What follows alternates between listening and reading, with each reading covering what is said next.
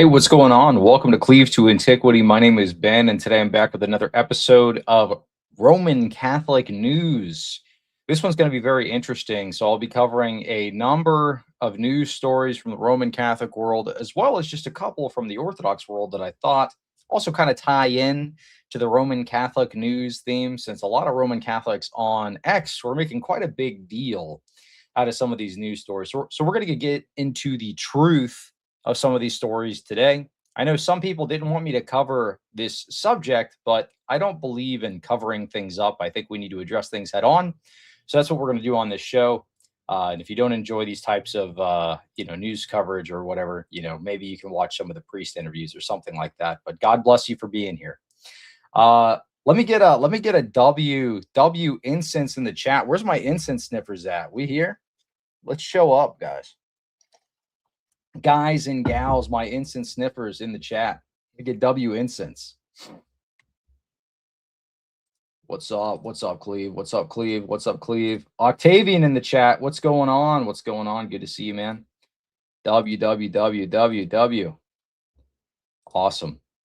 So I posted this on X. Go ahead and retweet that so we can get some people in the chat here. And we're going to dive right into some of these stories because I have a ton. I have a ton of news stories to cover. It's a ridiculous amount. Again, this wasn't something that I could just cover in like a 10 to 15 minute video. Originally, I was going to say like, well, you know what? I'll do these Roman Catholic news story things once a week or something. I'll cover them in a 10 to 15 minute video, but I'd get like 8 news stories a week, like major ones. So I figured it'd just be better in a live stream format.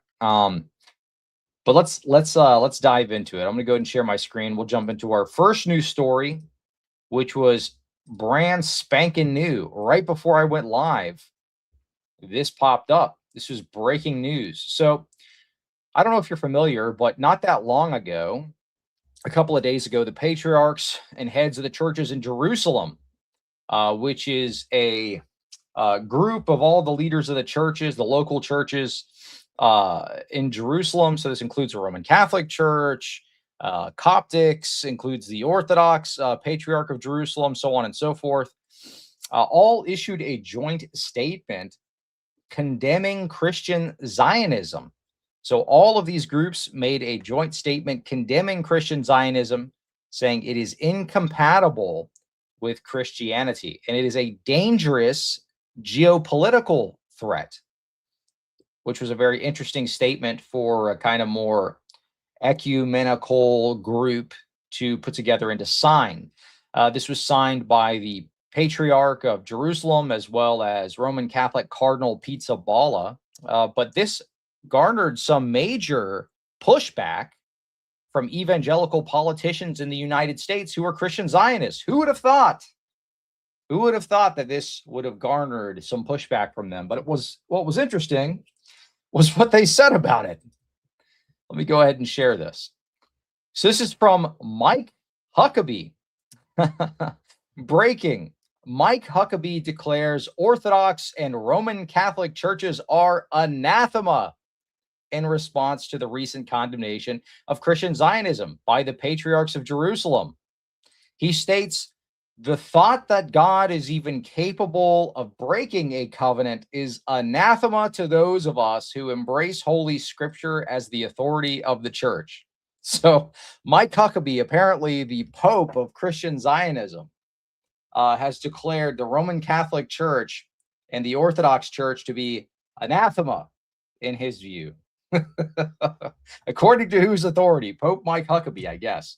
Let's read what he had to say about it, because he was not too happy about this joint declaration. He says, in response to the statement of non-evangelical churches in Israel, I issued the following. I hope you will read this prayerfully. I love my brothers and sisters in Christ from traditional liturgical churches and respect their views, but I don't feel any sect of the Christian faith should claim exclusivity in speaking for Christians worldwide or assume there's only one viewpoint regarding the faith in the Holy Land. Personally, I'm part of a global and growing evangelical tradition that believes the authority of Scripture and faithfulness of God in keeping his covenants.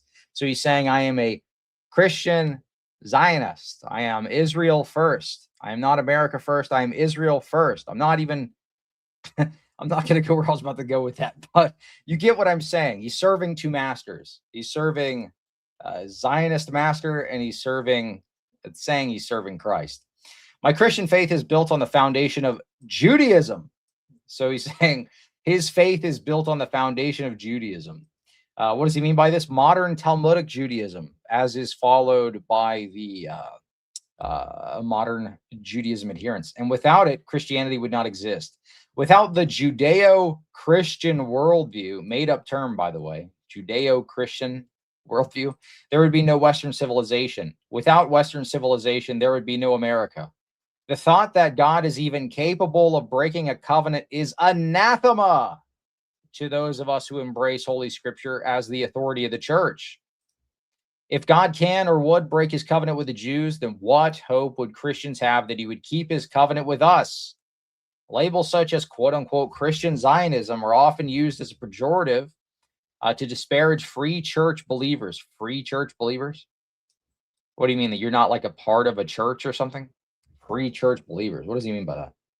Of which there are millions across the planet. Christians are followers of Christ, and a Zionist simply accepts the Jewish people have a right to live in their ancient, indigenous, and biblical homeland. Okay, I'm not going to read this whole thing because he's just a boomer ranting for forever. The main point here is, in his view, he believes the Orthodox and the Roman Catholic Church is anathema because they have just condemned Christian Zionism, which, good move, great move. This will be a good thing to bring up in many different discourses from people who claim to be Roman Catholic or claim to be Orthodox that are actually just pro-Israel Zionists, subversives. This is a very important declaration that needed to happen. But one thing that I would encourage Mike Huckabee to do would be to read his Bible, because the Bible makes it very clear that the old covenant was conditional on the land ownership. They're going to receive the land. They had to obey the Mosaic covenant. And if they didn't, God says, if you intermarry with the people around you, if you start to worship their idols, if you become just like them, I will quickly come in and destroy you, which is actually what he says. But if you obey my covenant, then you will inherit the land, so on and so forth. Well, what happens? They disobey God. They break his covenant. And then the Babylonians come in and they get steamrolled. The Israelites get steamrolled. And then the Greeks come in. And then the Romans come in. And the Jews, under the captivity of the Romans, end up paving the way for the gospel to be spread far and wide. Because guess what? At that time, the Romans had the best road systems in the world. So it's almost like God knew what he was doing, right? Oh, thank you for the super chat. Socrates Apologist, $20. How is your journey into Orthodoxy going? God bless you. It's going amazing, actually. Just had lunch, just a friendly lunch with a priest. Not one from my church, but another Orthodox priest of just hanging out with, getting to know, making friends with some of the clergy. I will tell you this. I love hanging out with clergy. I love hanging out with clergy. They are awesome to listen to. I like to hear about their lives. As somebody who was a pastor, as a Protestant, it brings my heart joy to spend time with clergy. I don't know why. It's just it is a beautiful thing. I feel like I can somewhat relate to the things that they go through in their life and some of the challenges that they face. So I really, really appreciate this particular priest for taking some time and coming out and hanging out with me and getting lunch and just chatting. I love doing that. It's awesome. Being a part of people's lives is so important. And I will say this, the life of prayer within the Orthodox Church is so beautiful. The more and more you learn about the deeper meanings of the things that you say in these prayers, the deeper meanings and symbolism of the repetitions, it is so beautiful and so deep and meaningful to me. It's beautiful. Yes, pray for our clergy. Absolutely. Include them in your prayers every single night. Pray for your priest and also pray for your hierarchs. Let's see here. Cleve, shave your head clean. No. If I did that, the light from my little light over here would blind you, would blind the camera. It'd be like seeing a flashbang go off as soon as I turn it on. I'm just kidding. Now I'm waiting till I get the Homer Simpson going, until I have the two strands across the top of the head. Oh, you know what? Let me do this. Let me do this real quick. For each super chat, since this is kind of a fun stream, we're doing a little more of a fun stream, news reporting stream. I'm going to bring back the screams for this one. So everybody who sends a super chat, you're going to get one of these. I appreciate it. Thank you so much. And I'll give you one here for this one too. You deserve a scream. Awesome. Thank you so much. Will you wear wigs? Never. No. Will I wear wigs? No, I'll just shave my head. I'll just shave my head bald when it comes to that point. All right, let's get back to the news. Let's get back into the news, guys. You guys are hilarious, though. So Mike Huckabee basically says the Roman Catholics and the Orthodox are anathema. All right, so this is a growing wave of United States politicians that have spoken out against Orthodoxy. Have you noticed this? Rep. Joe Wilson recently made a statement I've covered multiple times on this show, in which he compared ROCOR to basically being KGB agents or something along these lines. They're kind of some foreign asset situation going on. So this is a growing sentiment. As Orthodoxy continues to grow in the United States, we're going to see more and more statements just like this, especially now that the Orthodox Church has formally condemned Christian Zionism. We're going to see a lot of this by the people who are basically paid off by Israel. A lot of the pro-Israel lobby now has reason to attack our church. So make sure you stay in prayer, because I'm sure this isn't going to be the last statement we see like this from a United States politician. Let's move on to the next story. So this will be interesting. I have quite a bit to cover. I am going to cover the quote-unquote Orthodox Deaconess in training. Some people really didn't want me to cover this story. They wanted to cover it up, but I don't think that is the right way to go about it. People need to know what's going on, and if there is some fake information going out there, they especially need to know what's going on. So I don't want to hide from stuff like that. I think we should just address it head on in an objective way. But I'll cover that story in just a bit. I'm going to dive into some more Roman Catholic news here in a moment. So this is from Novus Ordo Watch, which is actually a pretty good X account. If you don't follow them, go ahead and follow them. They share a lot of really good information on some of the things that are going on in the Vatican II counter church, the Vatican II sect. How does Michael Diamond say it? I can't do a good Michael Diamond impression anymore. I got to go watch some of his stuff. Oh yeah, he says he's like Saint Malachy said that the Vatican would be destroyed after Pope Francis. But anyway, all right, let's see. Novus Ordo Watch reports or basically shares a LifeSite News article on a story from Info Vaticana that shared a pro-LGBT training program being introduced at a Roman Catholic seminary. So let's dive into this story, because this was wild. I was going to share on the original one, but now the Madrid Seminary has made a statement about it, but Info Vaticana stands by their statements. Madrid Seminary denies pro-Skittles training program, but Info Vaticana stands by report. The Archdiocese of Madrid had previously attracted attention for initiatives involving pro-Skittles group. How I even say this acronym? Chrismhom? Good grief.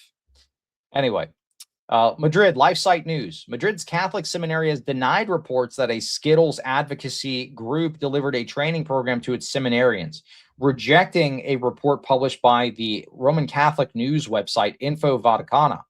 On January 12th, the Conciliar Seminary of Madrid issued an official statement rejecting a report published on January 8th by the Spanish Catholic website Info Vaticana, which claimed that a total of 12 hours of pastoral training sessions have been delivered to seminarians of the Archdiocese of Madrid by Chrismhom, an association publicly identified as pro-Skittles, during a session on November 14th, 2025. So they're rejecting this statement, but Info Vaticana is saying, no, this is actually true. They're just changing this now that they've been caught.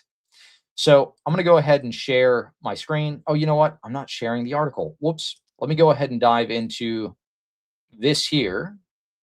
See if I can translate this, because this is in another language. So this is from Info Vaticana.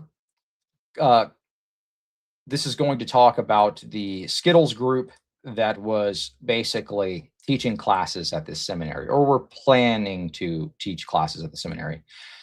This was from January the 8th of this month. During the current pastoral year, the Conciliar Seminary of Madrid has had in its formation program several sessions given by the Chrysostom Association, known for defending the postulates of Skittles anthropomorphology, basically train operator stuff, if you get what I'm saying. As Info Vaticana has learned from sources familiar with the internal development of the course, the association would have taken as a formative reference for the seminarians of the Diocese of Madrid in the field of pastoral care, with several sessions given throughout the autumn. So basically, they were going to have this group come and teach at the seminary gender theory. Woohoo! Specifically on November 7th, November 14th, and December 5th, a 12-hour course was given for seminarians in the pastoral area. The sessions were given by Jesus Sastir Garcia, a priest of the Diocese of Madrid, and presented as spiritual director of the Chrysostom Association. So now the seminary is denying that these things took place, but Info Vaticana is standing by this statement. The contact provided for this activity was this particular email, the institutional address of the aforementioned association. This is what they were teaching, the contents addressed.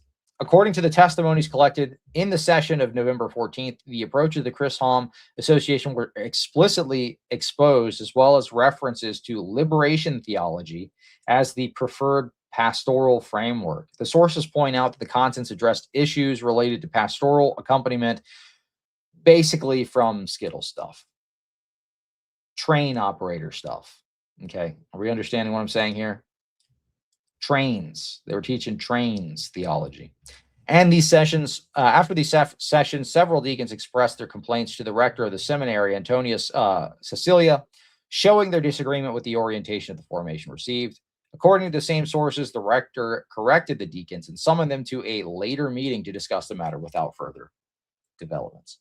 All right, I'm not going to read the entire article, but basically, long story short, Info Vaticana reports on this seminary that is working with a pro-Skittles group to deliver classes to their seminarians, teaching about gender ideology, trains stuff. You know, I'm not actually a woman, I'm a man type stuff. And this is what's going on in the Roman Catholic seminaries.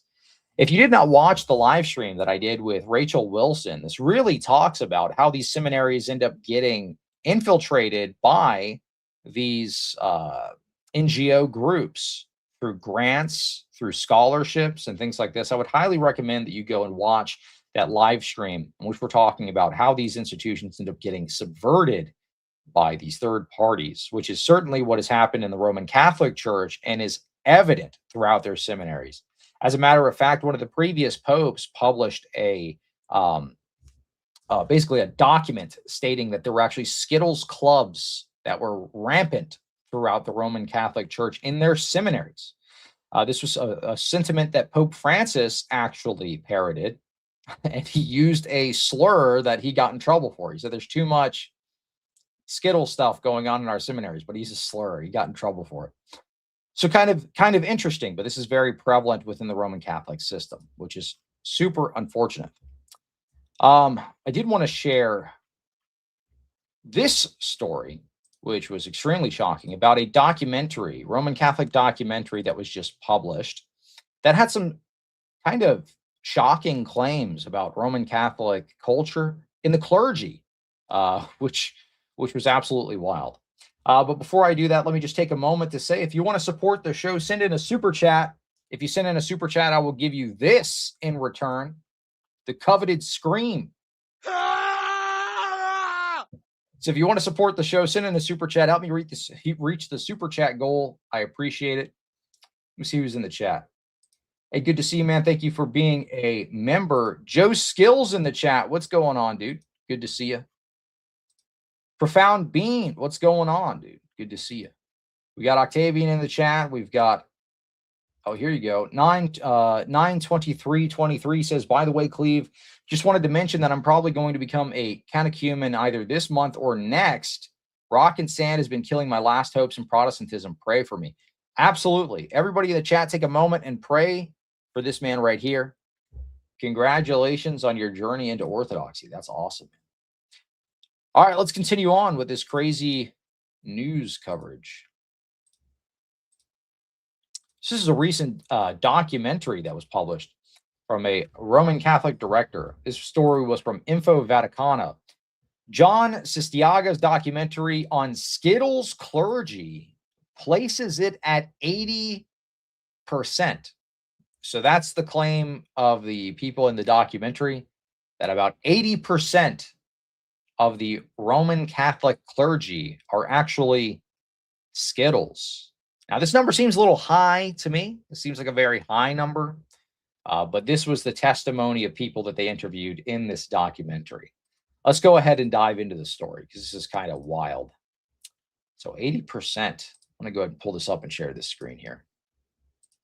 So another story from Info Vaticana. John Sistiaga's documentary on Skittles clergy places it at 80%. This was a story from January 14th.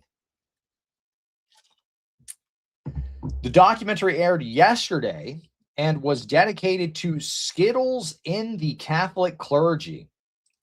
Sistiaga's investigation is presented as a human approach to the experience of Skittles in Catholicism through the suffering and contradictions of a series of specific individuals. So he goes and he interviews a bunch of openly Skittles priests.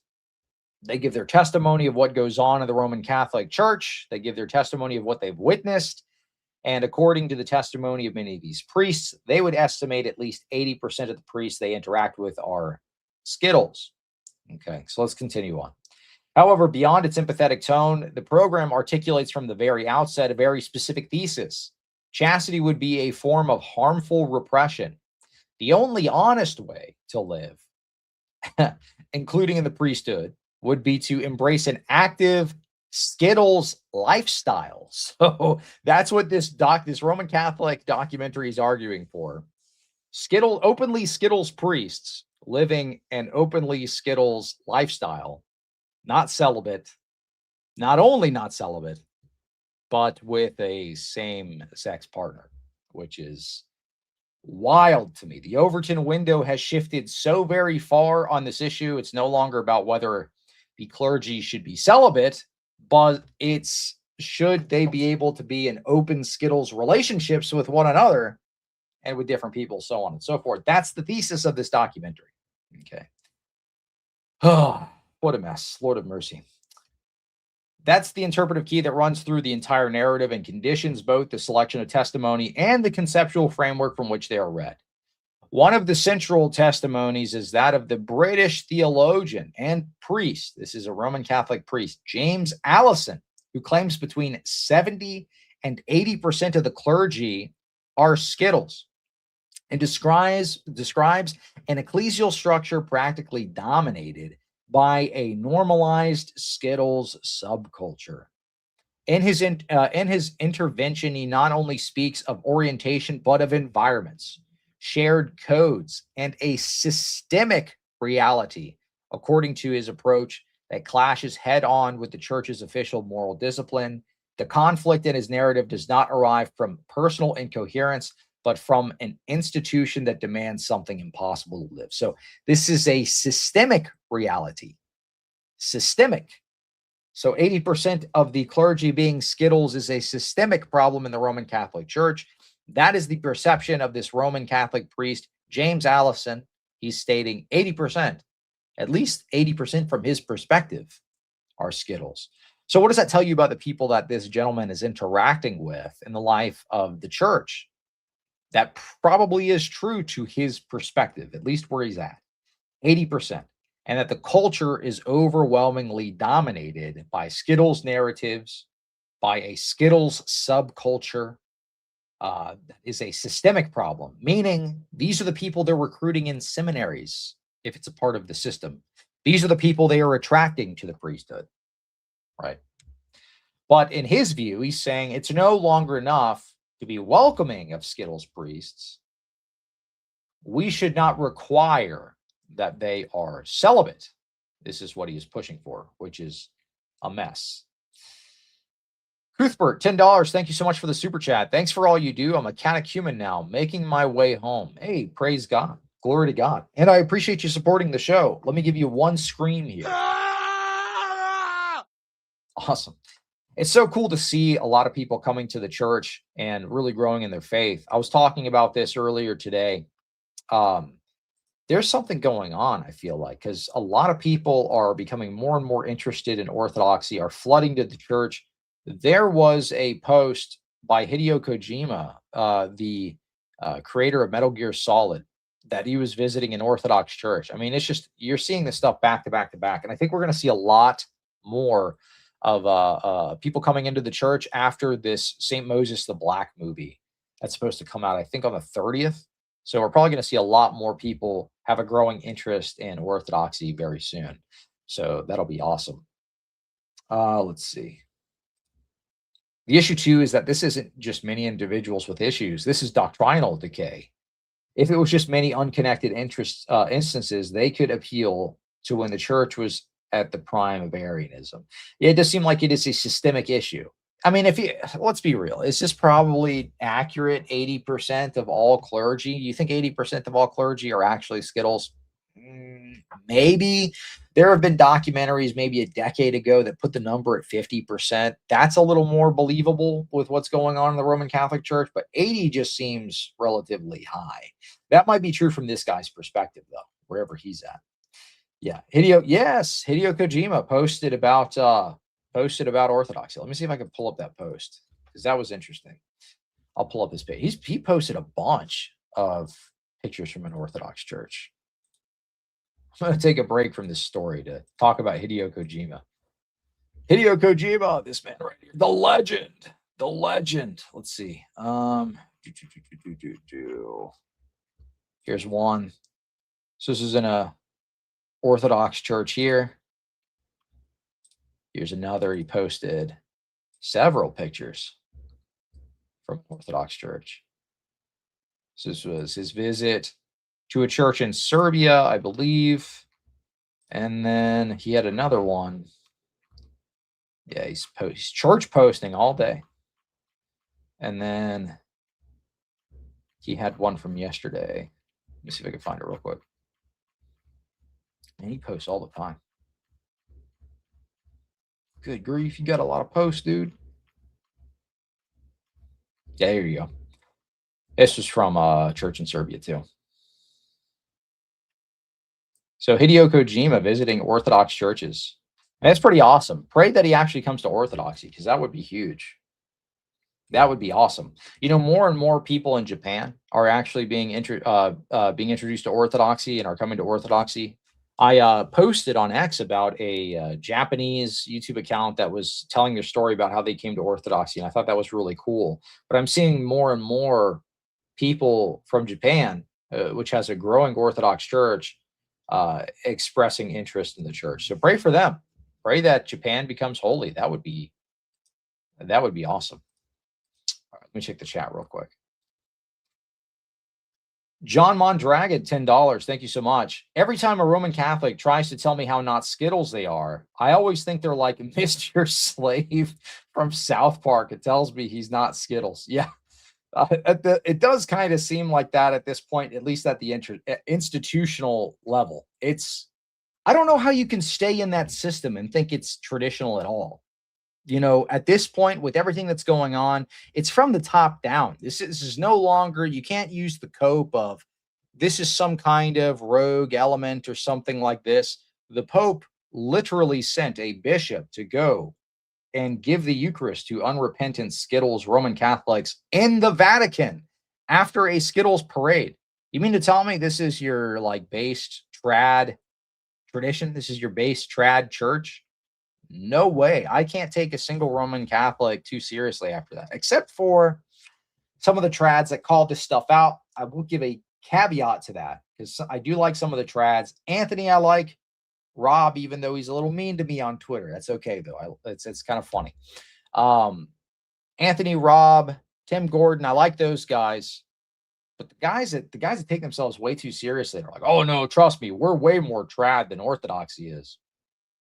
Come on, dude. You got Skittles parades into the Vatican. They'll just pull up the one case of like from a year and a half ago. It's like they'll use the same scandals over and over again. But thank you for the super chat. You get one screen.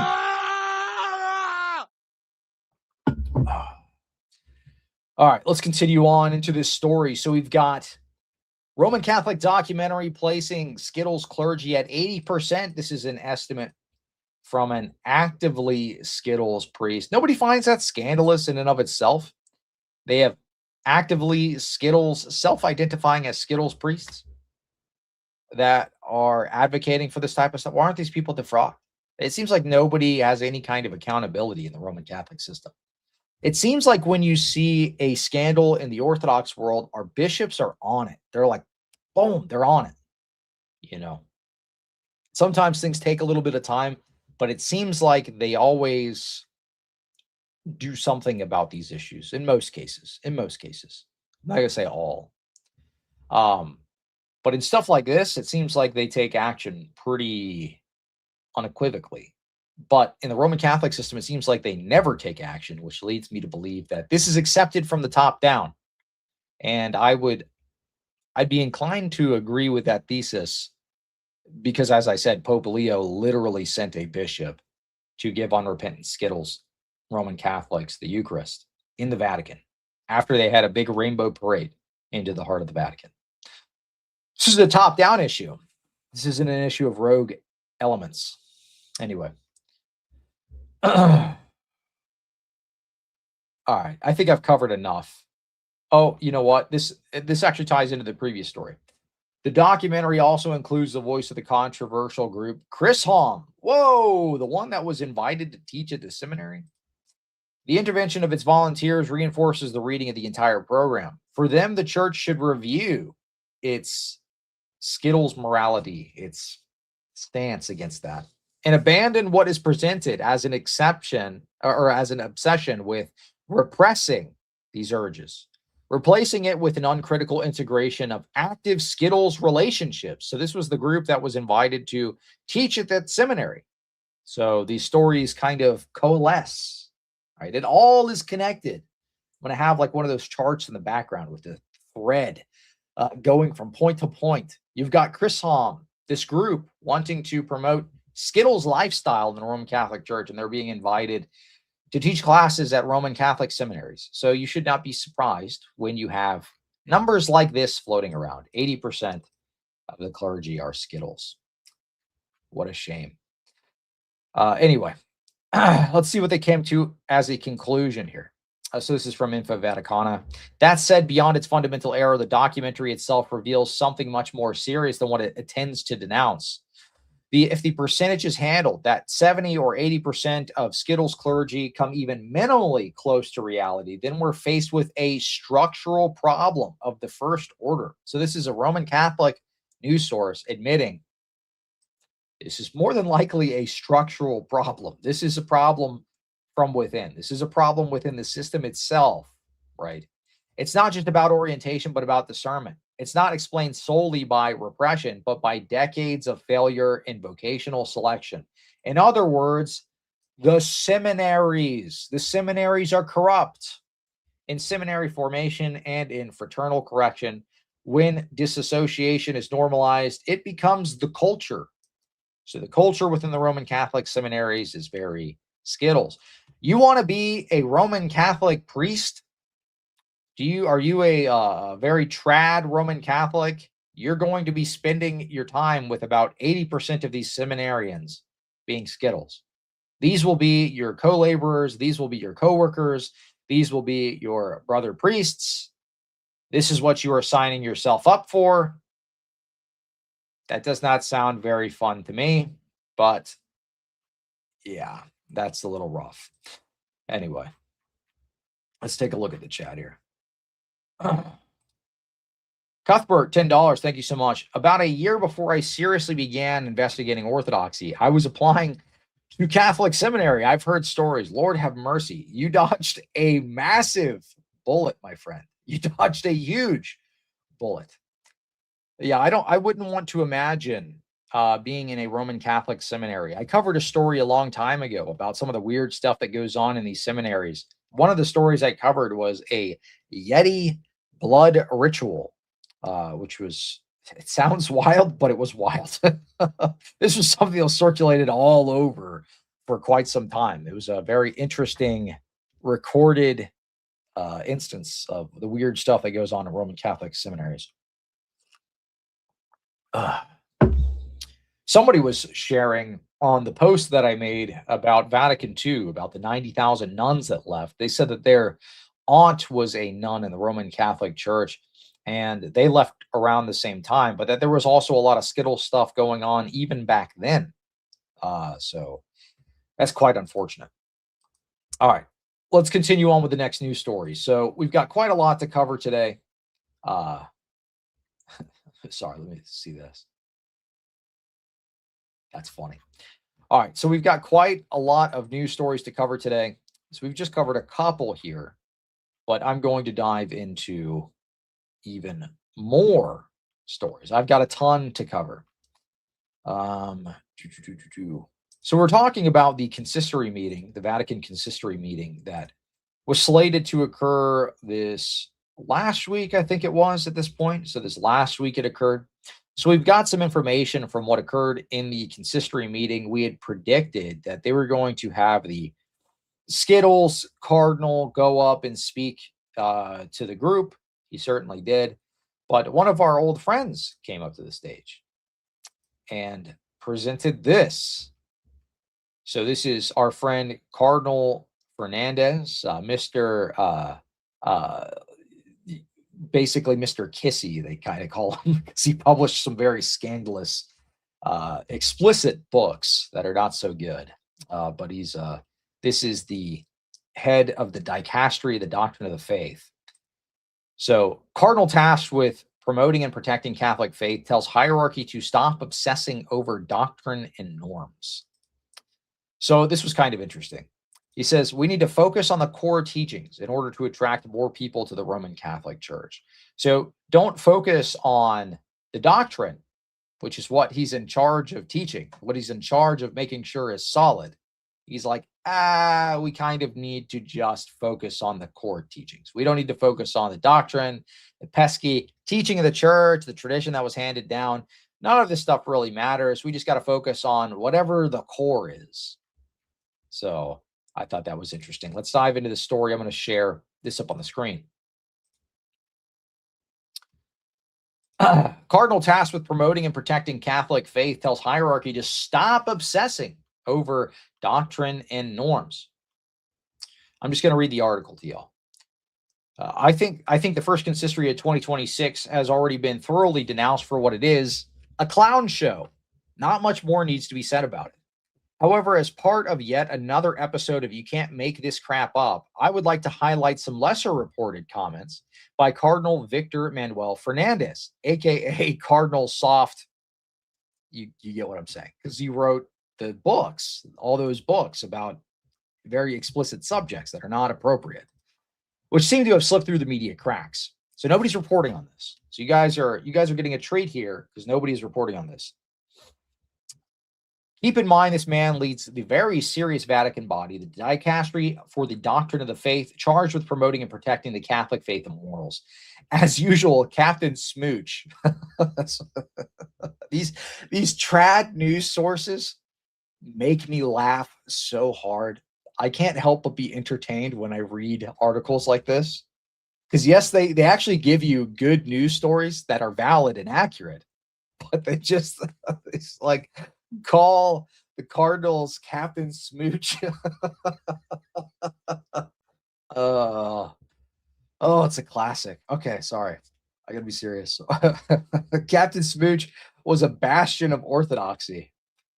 Fernandez address to the first consistory of Pope Leo centered on Evangelii Gaudium as the and the primacy of the Kerygma, proclamation of the gospel, presented itself as a missionary refocusing, but instead reiterated theological framework that weakens the church's doctrinal integrity, moral clarity, and apostolic continuity under the guise of pastoral renewal. So for those of you that aren't aware, Kerygma basically is just the proclamation of the gospel. These guys, the modernist liberals, like to use this word to say that only the very basics of the faith matter. And that's not really what it means, but that's what they've appropriated this term to mean. They say, we're going to focus on kerygma. We're going to focus on the core of the faith. The core of the faith is basically just like believing in Jesus Christ and submitting to the Pope. And that's it. The moral stuff, who cares? Big tent, baby. We want you in the church. We want your tithes, buddy. That's basically what it is. We want your tithes. We don't really care what you believe. Just come into the church. This is why you have Syro-Malabar Oriental Uniates joining the Roman Catholic Church that are venerating Nestorius. Right? This is why you have Eastern Uniates that are allowed to venerate Gregory Palamas. You have Anglicans that are Uniates, Anglican Uniates that venerate Protestant saints, like they're calling them Protestant saints, Protestant kings as some kind of saintly figure. So they don't really care, it seems like. And that's exactly what the head of the dicastery for the doctrine of the faith is teaching and promoting, is saying, stop worrying about the details. When somebody tells you that these guys are venerating Nestorius, who cares? Focus on the kerygma, man. We're going to focus on the basics, dog. That's what we get into, the basics. Look, leave me alone. I'm gonna be writing my smoochy books. I'm gonna be writing my books about smooching. You guys are talking about Nestorius. Dog, Nestorius wasn't even Nestorian. Don't you understand this? The Council of Ephesus erred. The Council of Ephesus erred.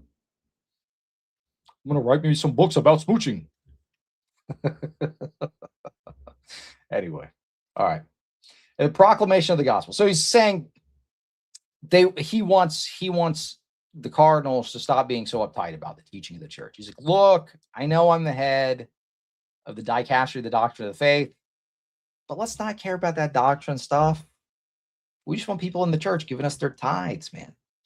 Anyway, thus the nauseating obsession with renewal continues. Substitution would, of course, be a more accurate term, since they're not renewing anything, but replacing the Catholic faith with an alien man-made religion. That's true.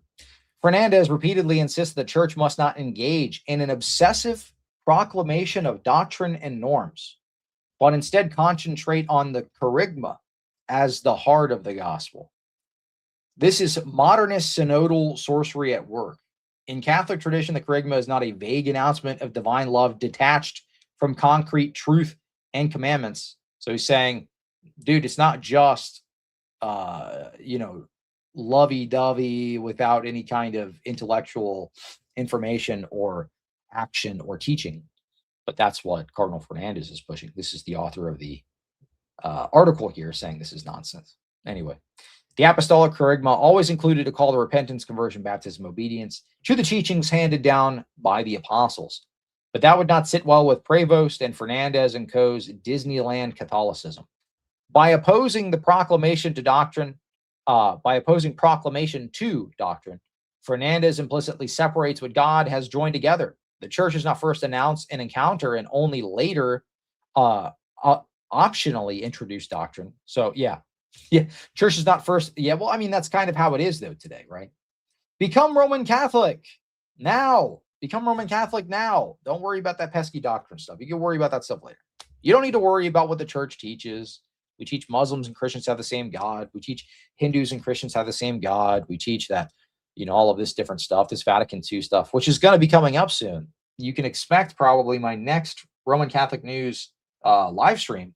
We'll probably be talking about some of the stuff that Leo is going to be pushing out about Vatican II, because he's supposed to be doing a catechism, which he already published, I think, lesson 1 and 2 of. But they were kind of nothing burgers. They were just kind of like, love. You must love. If you love, then you will love. Vatican II means love. So we'll see if he actually puts anything out of substance. But I know that's got a lot of Roman Catholics nervous. The Vatican II catechism coming out.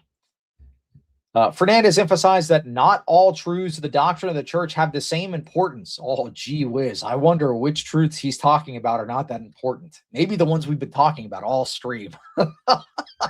Maybe Skittles inclusion and things like this. distinguishing a core from the rest. So core doctrines, and then the rest are kind of, who cares? While the church does recognize in order among truths, this principle is frequently misused in contemporary theology to relativize teachings that are unpopular or countercultural. Yeah, that's what Cardinal Fernandez is trying to push for, a cultural reform to the Roman Catholic Church. Pro Skittles, pro trains, pro gender affirming ideology, pro all of this other stuff. Everything that would make a trad pretty upset. All right, let me check my chat.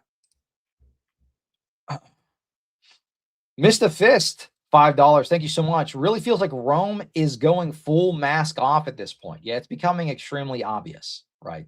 I feel like God is doing a mighty work in showing where the ark of salvation is. That's the Orthodox Church. The floodwaters are rising. Get aboard the ark.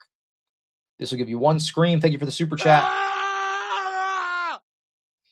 But yeah, it's absolutely wild. So we just reported on this consistory, and as I predicted, pro Skittles nonsense. Basically, this is the meeting with the cardinals, and so far, this is what we have to show of it.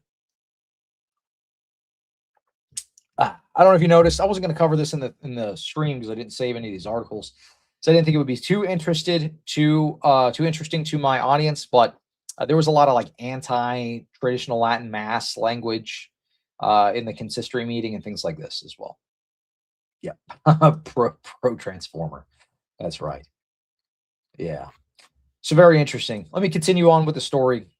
He says the danger here is not theoretical but practical. In recent decades, this language has often been used to marginalize clear moral teachings, especially on life, this year, marriage, and natural law, by branding them as secondary or contextual or pastorally inconvenient. It's inconvenient for me to tell these people that they're in a sinful relationship that God considers to be an abomination within the scripture. I shouldn't have to say that as Roman Catholic priest, because about 80% of us are engaging in these types of relationships ourselves, according to the documentary that we just reported on.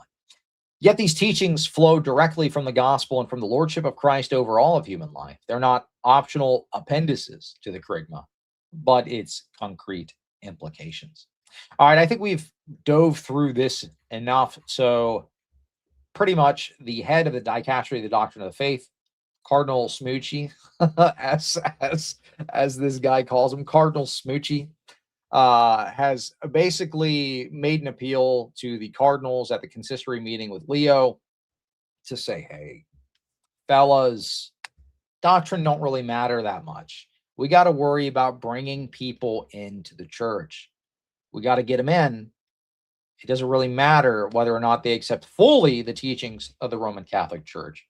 And we got to stop putting so much emphasis on this stuff. We got to be a little more pro Skittles, basically. To see through all the double speak, he's pushing for the Roman Catholic Church to be more pro Skittles.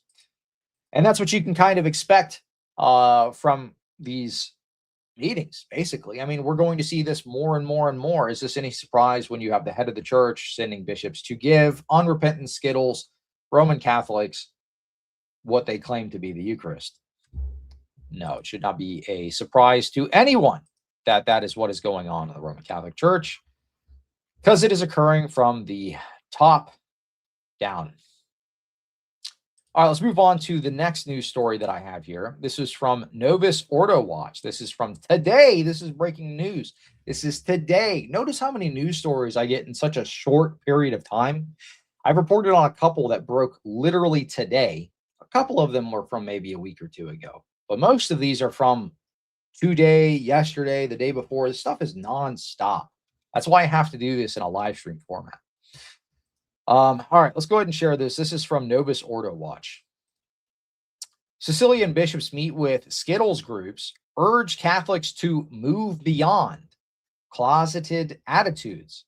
Have you noticed a theme with all of these news stories? Have you noticed a major theme of something that continues to happen time and time and time and time again? I wonder what they could be pushing towards. I wonder what is going on in the Roman Catholic Church. I certainly seem to be seeing a lot of rainbow flags all over the place. I certainly seem to be seeing a lot of information about a lot of clergy being Skittles. In the heart of the Vatican, they have a rainbow parade. Oh, what could be going on here?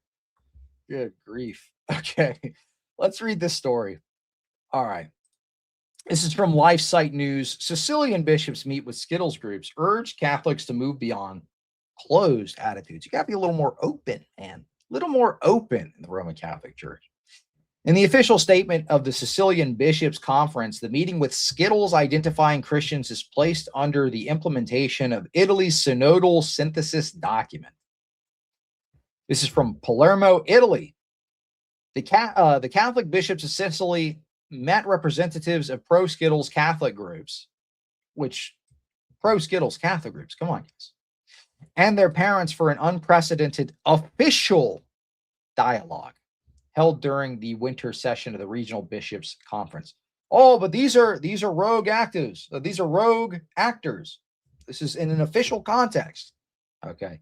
On January the 13th, in Palermo, during the winter session of the Sicilian Bishops' Conference, the bishops of the island formally received a delegation from Cristani, Skittles, plus Sicilia. I'm not going to pronounce all this, and that's a long title. A group of Catholic parents of allegedly Skittles children for a meeting of listening and dialogue, following a request made by the groups themselves and framed within the broader synodal process of the church in Italy. So what you're going to see within the Roman Catholic Church is this huge synodal push. This is what Leo is implementing. When you hear these words, synodality, we're not talking about moving to some kind of jurisdictional system like we have in Orthodoxy. This is something completely different, but slightly aping the system a little bit. Basically, the implementation of this is going to look something like this. You know those pesky German bishops that have a goo-covered Jesus nativity and people organized in the crowd in Skittles colors? Well, we're going to say, now that we're new synodal church, once this is fully implemented, now we're going to say that that particular church can semi-govern themselves in regards to practice. So if they want to grant more annulments for marriages, they can go ahead and do that, and that would be within their prerogative. And this is supposed to be something that would avoid schism with particular subsections of the Roman Catholic Church that are maybe a little more liberal. So when you see synodality, don't think the synodal model of church governance as in the Orthodox system. Think, well, we're just going to pawn this off on them if they want to be more liberal. Now you just blame German bishops instead of Pope Leo, right? Now you just blame Sicilian bishops instead of Pope Leo, right? So that's kind of that's the goal with the synodal push, which was started under Francis and is continuing under Pope Leo. Octavian, $10. Thank you so much. This is becoming the most entertaining segment in Christian news. Hey, I appreciate that, man. I have a lot of fun doing these streams. I want to keep doing them. Some people get a little bit upset, but you know what? I think this is helpful. I get a lot more positive feedback than I do negative about these. So I'm going to continue to do these. Again, I'm not trying to present myself as some kind of a teacher. I'm just reporting the news to y'all. Y'all can do anything you want with this information. I'm placing it into your hands. This is for your benefit. So thank you so much for supporting the show, Octavian. Good to see you as always. Here's a scream for you. All right, let's continue on. So when you hear synodal, think basically an excuse to be a little more liberal in certain parts of the Roman Catholic Church. And this is a big push to avoid the potentially massive schism that is brewing with the German bishops and the Roman Catholic Church. I didn't save this info, but there is going to be some kind of a meeting very soon. I believe it's this month or the beginning of next month with the German bishops, where they're basically going to vote on whether or not they're going to accept Skittles marriages and things like this. So that may be a huge breaking point. If you want to check that out, unironically, someone who had some good coverage of this was Michael Lofton's Reason and Theology page. So if you want to check that out, he lays out the entire thing, including the background history of this. Because some people will look at that news story and say, oh, they're just having some kind of vote. This doesn't say anything about Skittles ideology. But when you look at what the documents actually say and what the people that are behind them want to push, this is eventually what they're ending up doing by moving to this type of model. Basically, they're going to be putting doctrine up to vote. They're going to make it so that they can vote on doctrine. And it was something like 80% of the German bishops, I forget what number he used. It's like 80% of the German bishops are pro Skittles marriage. So if you're voting on doctrine, well, guess what?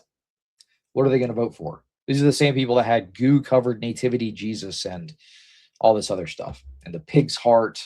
You probably remember that news story. Anyway, let's get back to this story. Every person must be welcomed and respected in his or her dignity. The Sicilian bishops said in the official statement, acknowledging both paths of faith and suffering, often caused by closed doors or indifference within Christian communities. Closed doors. So this is what the Sicilian bishops of the Roman Catholic Church are saying. Stop closing the doors to these poor Skittles people. We need to be a little more accepting. The meeting was presided over by Archbishop Antonio Raspanti. Good grief. President of the Sicilian Bishops' Conference. During the meeting, the participants expressed a desire to be accompanied on their spiritual journey. The statement specifies the groups presented both their history and their formative activities, which include periodic spiritual initiatives. A parent then introduced the group founded in 2020, which welcomes believing parents and is committed to helping them accept their children, overcoming Skittles attitudes or anti-Skittles attitudes and behaviors. So basically, this is a brainwashing group to say, look, don't be so anti-Skittles. We need to be a little more accepting of Skittles in the Roman Catholic Church. The bishops expressed their hope that through the presence of Skittles Christians, doors may be reopened for those children of God who suffer from closure and indifference. So basically, the bishops are saying this. Through the presence of more Skittles Christians, this is going to help us open the doors a little more. So don't you notice kind of parity between this statement and the statements made in the previous news article? So you've got Cardinal Smoochie saying doctrine doesn't matter so much. Doctrine doesn't matter so much. You've got this synodal push that says we should be able to vote. We should be able. You've got the German bishops saying we should be able to vote on doctrine. You've got the synodal push that's basically saying they should be able to choose how they handle certain things in specific subsections of the Roman Catholic Church. And then you've got bishops in Sicily saying we need more Skittles Christians in our church so we can be a little more accepting. This is big tent syncretistic happenings. And all of the people who just converted to Roman Catholicism are la la la la la la la la. None of this is going on. None of this is going on. The car is about to drive off the cliff, but I'm going to close my eyes and hope we don't fall off. And anybody who calls out that the car is about to go off the cliff, I'm going to beat you up, basically. I'm going to attack the people who are calling this out rather than calling it out myself and maybe trying to pull the e-brake on this thing or jumping into a different car. Well, guess what? It might be time. But yeah, it's rough.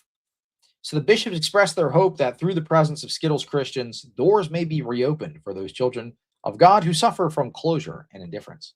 According to the pro-Skittles group, each Sicilian bishop received a copy of the booklet, Where You Welcome Me, I Flourish, published in 2026. The booklet collects testimonies and shared reflections of basically Skittles people with the stated aim of extending the listening process beyond the meeting itself into local diocesan life.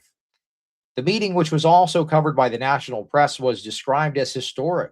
The Sicilian bishop spoke openly about the need to move beyond closed attitudes and indifference, reaffirming that before any label, there is always the person, with his or her dignity and desire to live the faith within the Catholic Church. The Sicilian meeting is explicitly framed by the bishops themselves as part of the broader synodal path. Whoa, there's that word again. What was I just saying? You think you have some kind of crazy conspiracy theorists? This is from the bishops themselves of the church in Italy. In the official statement of the Sicilian Bishops' Conference, the encounter with Christian Skittles identifying people is placed under the implementation of the synodal synthesis document, Leaven of Peace and Hope, which was approved by the Italian Church's Synodal Assembly in October 2025. Anyway, you get the point. So this is what they're pushing for. in Sicily, increased Skittles acceptance, increase Skittles visibility, increased rainbow stuff in the Roman Catholic Church. This is what they want. We're going to see a whole lot more of this as Pope Leo continues to push towards the synodal path.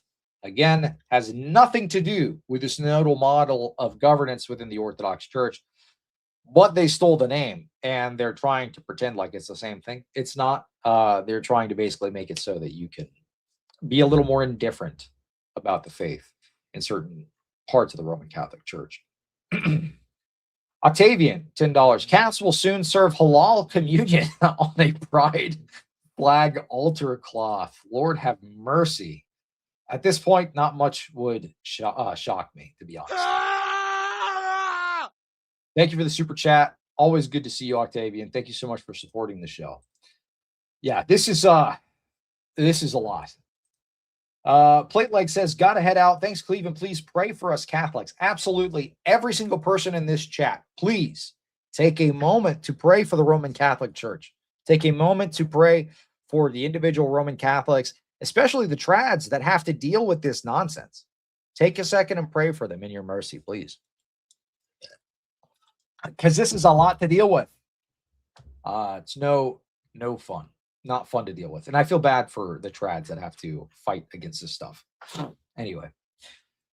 All right. So, believe it or not, I have even more stories to cover. So, long story short, Sicilian bishops meet with Skittles groups, basically say we are pushing towards broader Skittles acceptance within the Roman Catholic Church. This is a part of the synodal push in the Roman Catholic Church. So, we can expect to see a lot more of this as Pope Leo continues to implement synodality within his church.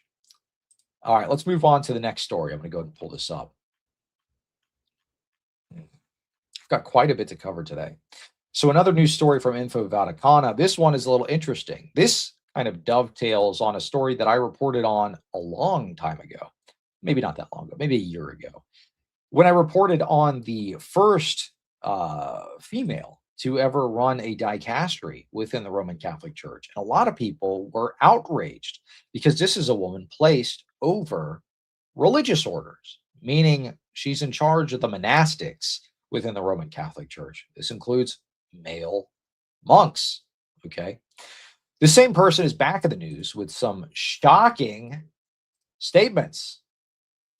This is another news story from Info Vaticana. God is a woman. The first female Vatican prefect, Sister Brambilla, endorses pagan feminist theology. This is from Info Vaticana. God is a woman.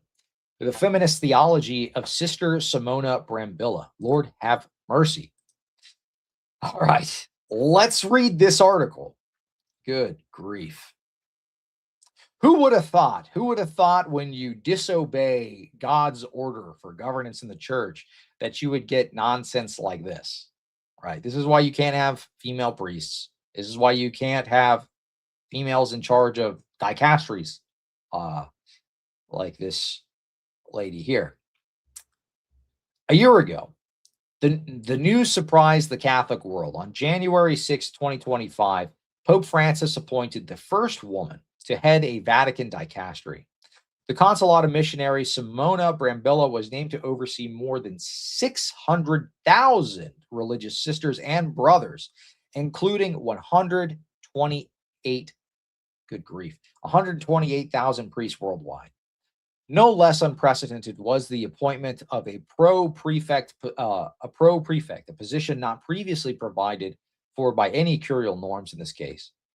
Cardinal Angel Fernandez Artemi, SDB, assumed this role, whose performance remains opaque. The major secular media outlets cheered the news. Woohoo! Yay, women! Woohoo! Yeah, we got this. You got, oh, girl, slay, girl. You got this job, girl. You're going to be running the Vatican, dog. Girl, yes, queen. Run the Vatican, queen. Yes, yes. Women power. Let's go. The new prefect had illustrious predecessors, such as Cardinal Jose, et cetera, et cetera, et cetera. Anyway, had multiple different predecessors. What were Sister Simona Brambilla's credentials? Only one. being a woman. Womp, womp, womp. All right. I'm gonna read this this next part. Okay. So this is the important part. This is her statements about theology. This is her theological statements. Who would have thought? Who would have thought the feminist that wants to basically reign over male priests and monks and so on and so forth, completely usurping God's model for the church? First off, this person's appointment debunks the Roman Catholic Church's ecclesiology completely. Okay. Now, the Roman Catholics are going to say, well, this isn't an ordained position. This isn't, well, we're not ordaining women. Go look at the one deaconess in Africa or something. You've got a woman that is exercising authority over male clergy in matters of faith. You've got a woman who is the head of 600,000 nuns and monks, 100-something thousand of which are male, and priests, by the way. How does this not usurp your entire system? This is from the top down, by the way. This is the leadership of the Vatican. This is the leadership of dicasteries within the Roman Catholic Church. Oh, but this one thing that happened in the backwater. However, for Brambilla feminism to work in the West, it needs to rely on gender ideology, gender theory, which confines its worldview to struggle against machismo. This is what she's against. She's against machismo. Of course she is. She's exercising her power over male clergy. She wants to fight against misogyny and the imposition of gender norms, applying it to the mission and religious life. Okay, so we don't want none of them gender norms up in the Vatican, y'all. We don't want this misogynistic macho man nonsense. Listen, soon, girl power, all the heads of the dicasteries are going to be ladies. We're going to be girl bossing it up in here, okay? We're going to be talking about, we're going to have the first woman pope. That would be a mess, dude. I would feel horrible if that happened. To be honest, we joke around about this stuff, but this stuff literally does grieve my heart. And I would rejoice on camera for all of you if this was actually called out and addressed and corrected. Right? If this was called out and addressed and corrected, I would rejoice with all of you. And I will actually do that for one of these stories. I don't think I bookmarked it, but I'll go ahead and tell you about it. You remember the nativity scene of the Roman Catholic Church in Germany that had the goo-covered Jesus, the slime monster Jesus? Do y'all remember that? The slime monster Jesus in Germany? The story that I covered, I think 2 episodes ago, the Roman Catholic news thing? I don't remember. This was around Christmas time. So, yeah. Anyway, they officially were pressured into offering an apology for hosting that blasphemous nativity scene. So praise God for that. Good on the Roman Catholic Church for calling those people out. But I don't think the pressure came from the top down. It was more like laity and people, popular outrage that pressured them into doing it. But I will say this, that works. Calling these things out work. They issued a formal apology. So hopefully next year, we don't have to see another slime monster Jesus nativity. So good on them for correcting it. That's awesome. And if this person would step down from their position and correct some of the statements they say here, that would be amazing too. And I would celebrate it right along with the trads as well. Anyway, Brambilla's conception is no less radical than that of Maltman Windle, for whom the Trinity of the Father, Son, and Holy Spirit is patriarchalism. Her ideas would also not be foreign to the deification of Mother Earth, so typical of recent eco-theology. Sister Brambilla's thesis cannot be accepted in a sound theology. In fact, Jesus addresses God in a very concrete way, namely with the evocative Abba, Father, never with the feminine attributes proposed by the Italian sister. Moreover, Cardinal Ratzinger, in this text here, emphasizes that we are not authorized to transform the Our Father into an Our Mother, because it goes against the very way in which Christ taught us to pray.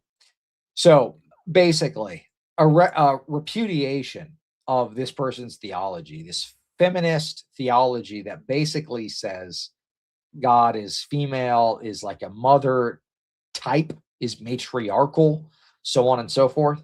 So this all stems from her endorsement of this tribal theological concept that was introduced by this Bantu tribe she spent some time with. So she absorbed some of their feminist weirdness and wants to introduce this into the life of the Roman Catholic Church. So anyway, she comments, it is a Bantu ethnicity characterized by a worldview, an anthropomorphology, and a theology that are absolutely original and fascinating, rooted in the perception of femininity and motherhood as fundamental axis of the universe, a perception that also translates into our particular matriarchal, matrilineal, social structure, and spirituality with a clear feminine and maternal connotations. She also endorsed these people's theology on another occasion. What I like about them is they're matriarchal and matrilineal people. Everything revolves around the woman and the mother, even the image of God. God is mother. God is woman. Woman is the image most like God, most faithful to God. In summary, Sister Simona Brambilla assimilated Makua anthropology as a theological model. God as a woman is mother, and ultimately, woman is the best image of God. Her feminist theology is articulated in her farewell words on the occasion of Father Frizzi's death. The Italian sister evokes God the Mother so that he or she may welcome him into her bosom. So she literally invokes God the Mother in a prayer for this person, after this person passed away. The existence of matriarchal peoples on different continents is nothing new. The crux of the matter is that Sister Simona uses this idea to create a theological broth, not very different from that propagated by the radical feminist theories of recent decades. Anyway, so this person is in charge of 600,000 monastics, including nuns and male monks and priests. This is the person in charge of all these people. The dicastery for religious orders. This is her department. And she's making prayers to God the Mother. God the Mother. This reminds me of when I was an evangelical and I would hear people, this isn't as bad, but this is still cringeworthy. I would hear people pray to Daddy God. I don't know if you've ever heard this, but they're, instead of God the Father, they'd call him like Daddy God. Oh, it's so horrific, dude. It's so bad. Bro, Protestantism already exists. If you want to make your own religion, go do it. Yeah, exactly. But no, they want to be a part of this because they secretly hate their conception of the Roman Catholic Church. They want to make it more feminized. They want to make it more feminist. They want to make it more woman-centered. They want to usurp the family structure and all of these things and present this kind of gynocentric theology that elevates women to this kind of higher level, right? Women are the head of the household. We're going to be girl bosses. We're not going to stay home and raise the kids. We're just going to girl boss around. Which, by the way, if you're interested, there is a good documentary that I do want to plug for. Timothy Gordon released a documentary, What a Woman Is. Now, okay, I know a lot of you people have an issue with this person, Candace Owens. I'm not her biggest fan, but it's on her platform and it's going to be free in, I think, February 3rd or 4th. So if you don't want to pay for it, if you don't want to give Candace your money, you can go watch Timothy Gordon's documentary completely free on Candace Owens' platform. So it was a good documentary. I watched it. It was excellent. It was well made. Not only was it well made, it had a lot of key information on how feminism subverts institutions and how feminism has subverted society as a whole. So it was very, very solid. I had Timothy Gordon on the platform not that long ago to talk about it. You can check that out. But anyway, yeah. When is Candace releasing What is Schizophrenia? Listen, everybody knows Charlie Kirk is a time-traveling Sumerian black king. Okay, everybody knows this. He's a time traveler. All right, he came from the future to warn us about feminism. No, I'm just kidding. That's funny. All right, so I've got even more news stories to cover. Do you think I should dive in? Should I go ahead and I have more to cover, but should I go ahead and dive into this female deaconess in training, Orthodox thing. Should I go ahead and dive into that news story next? Let me know in the chat.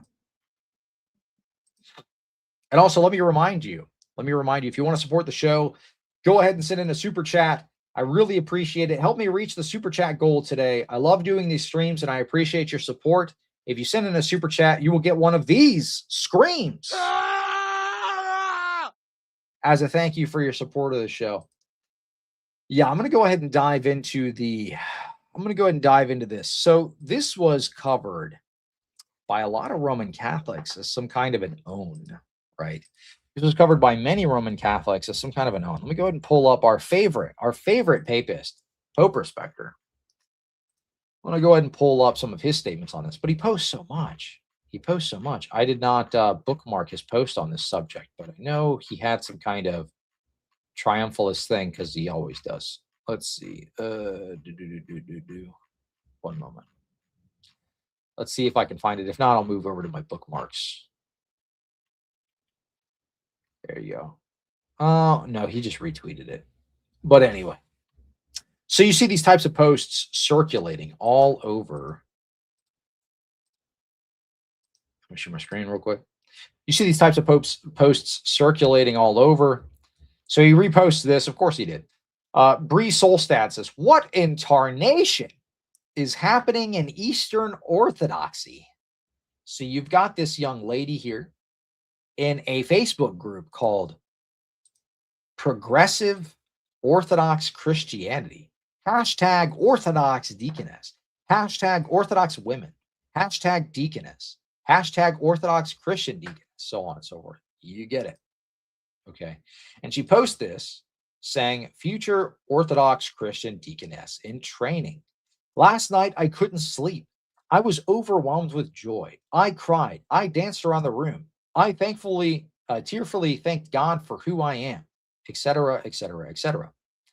This is because yesterday, Sunday, January 11th, 2026, God gave me the opportunity to serve and train as deaconess during Divine Liturgy. I censed with the censer twice, walked up the royal stairs, entered the sanctuary, held the candle during the liturgy, and served in other beautiful ways. This is this person's claim. So the question becomes, is this real? Is this what actually happened? Did this person actually become some kind of deaconess in training? Or is there something else going on? Well, of course, the Roman Catholics took the opportunity to distort this news story into some kind of major scandal that Orthodoxy is welcoming deaconesses, that this was some kind of thing that was blessed. This was something that we had begun to implement. Oh, look at them. They're implementing more deaconesses or something along those lines. Is this what's really going on? Pasha Press shared another banger from the progressive Orthodox world. Apparently, when daddy is a priest, you could play deaconess and plan sparkly vestment outfits to wear.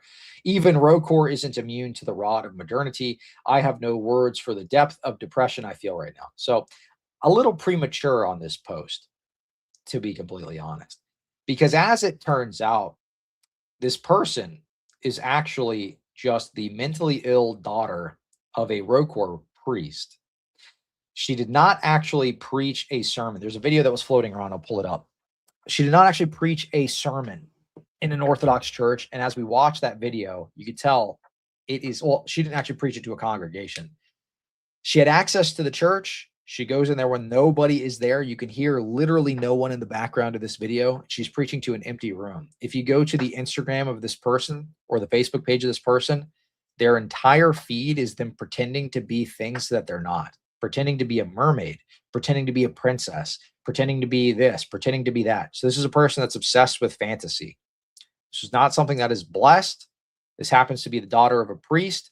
The church that this took place in wasn't even a Rokor church, by the way. So I'll share some information on that. Let me go ahead and pull that up and get that ready for you all.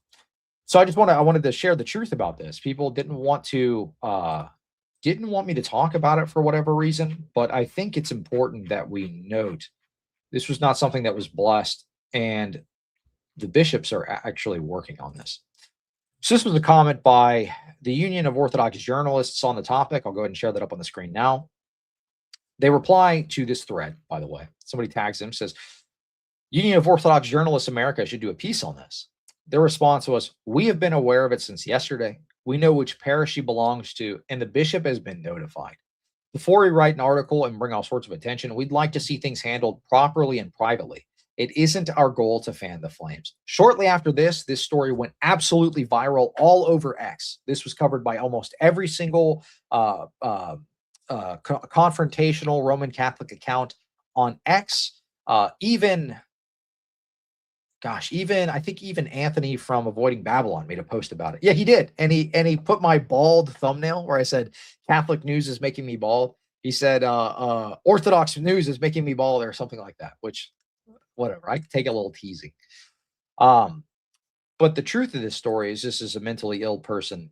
The bishop has been notified and is working on this particular case. And in the video that she was circulated in, where she's giving a sermon, this was in a completely empty church. Let me see if I can find that actually. Where is that? I thought I bookmarked a video of her sermon, quote unquote sermon. Did I? Maybe I did. Give me 1 second. Sorry, I thought I had it bookmarked, but it's not here in my tabs here. It's not here in my tabs. I might have to search for it. Orthodox Deaconess sermon. Let's see. No. Maybe if I pull up that person's name.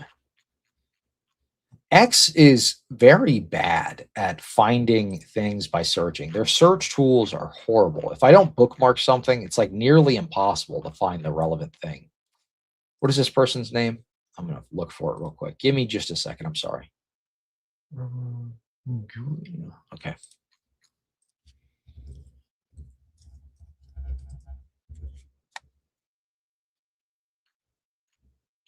Good grief. Even typing in her name doesn't pull anything out. That's so annoying. All right. There's another bookmark that I had that was relevant. And we'll dive into that. I'll see if I can find the quote unquote sermon, but it was in an empty church. No one was there. She's basically playing pretend.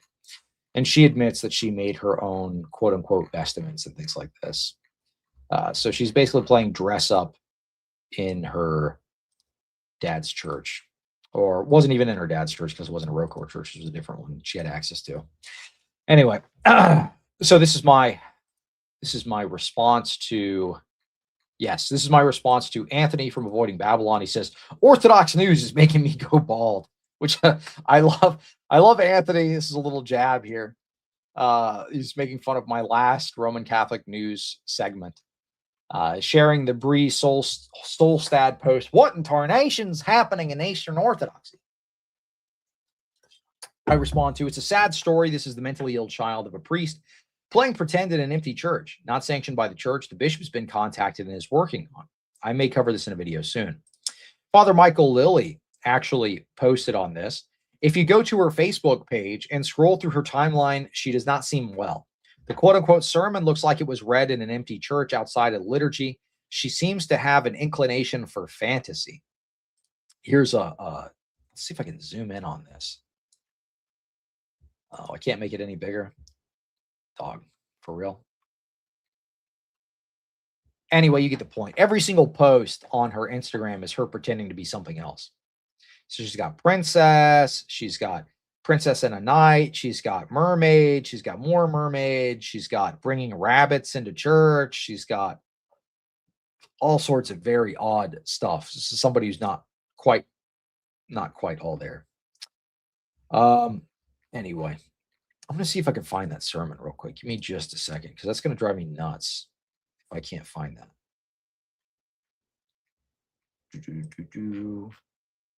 I'm going to just scroll through the comments here and see if somebody posted it.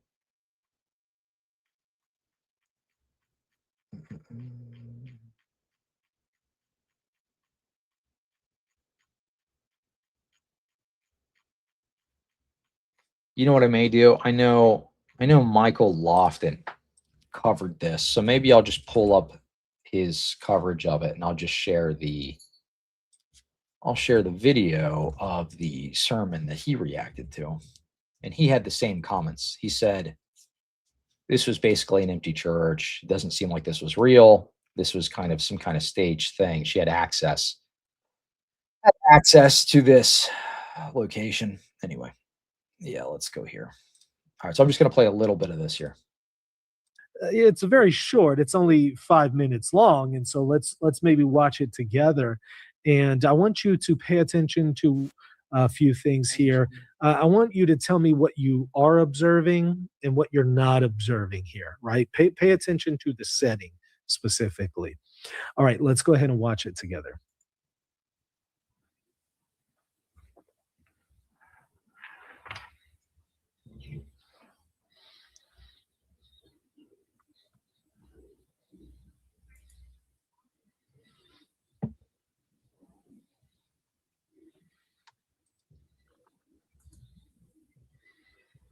I don't know why the audio is weird. Maybe somebody copyright striked him for the audio. There, he reveals himself to them. Just like Moses when he encountered the divine on Mount Sinai, Jesus radiated light.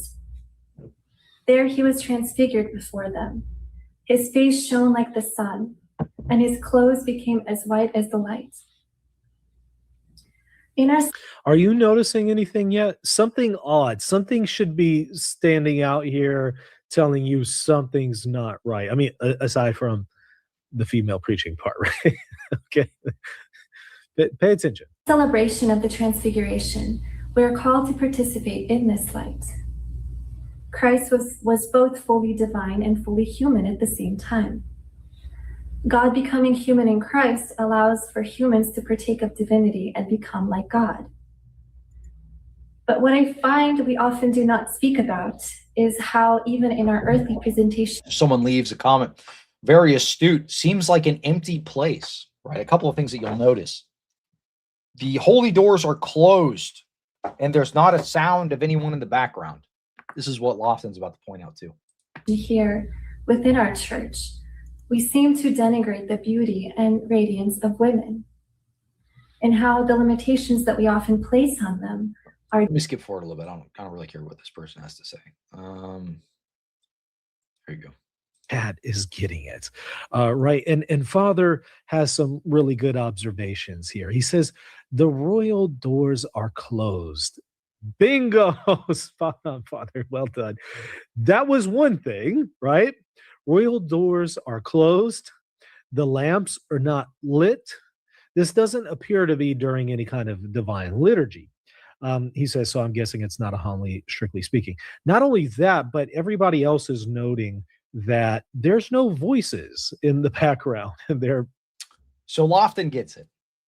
Basically, okay, this person who is the probably mentally ill daughter of a priest made the claim on Facebook that she gave her first homily or something, served in the divine liturgy or something. This person posts on their Instagram account of all this fantasy stuff, pretending to be a mermaid, pretending to be a princess, pretending to be ABC 123. So this is a person who has an obsession over fantasy, is basically playing pretend in a church while it's closed and nobody's there.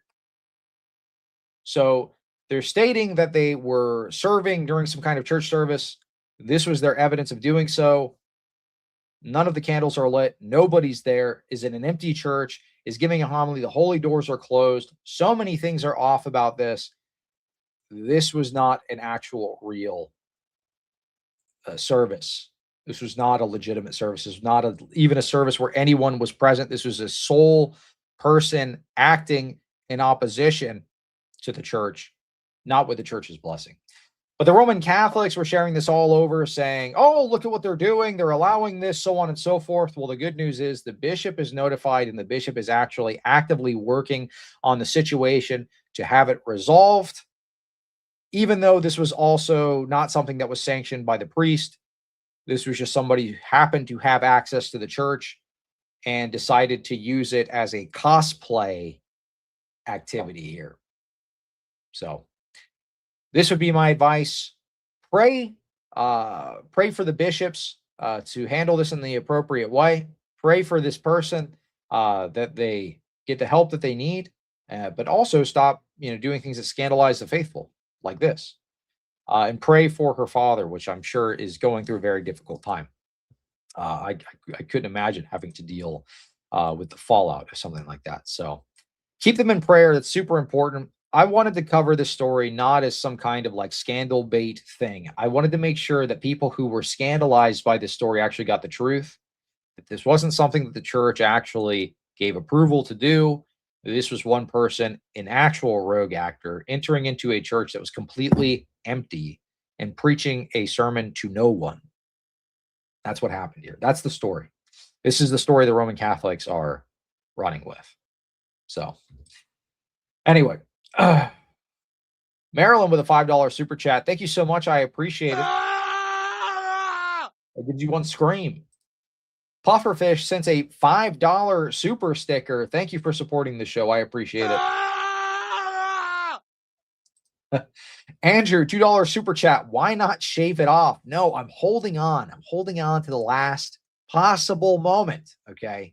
Look, Father Peter Hears in the stream last night. He said, look at all the icons on the iconostasis. They all have like receding hairlines. Okay. So I'm holy maxing here with my receding hairline. Okay. That's the strat. This is a meta level strategy. Leave the receding hairline. This is the meta level holiness strategy. Perfection. No, I'm just kidding. I can fix her. Good luck. But Lord have mercy. I don't want to speak too poorly about this person because obviously they are going through something not too great. I just wanted to clear the air on exactly what happened there because this went all over X. This was a viral news story a couple of days ago. So thank you for the super chat. Make sure to keep them in prayer.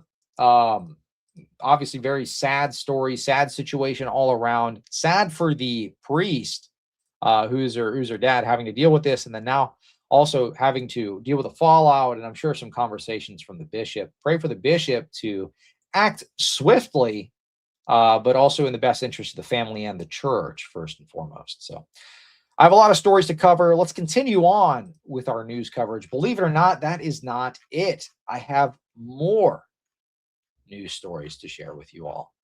Even more news stories.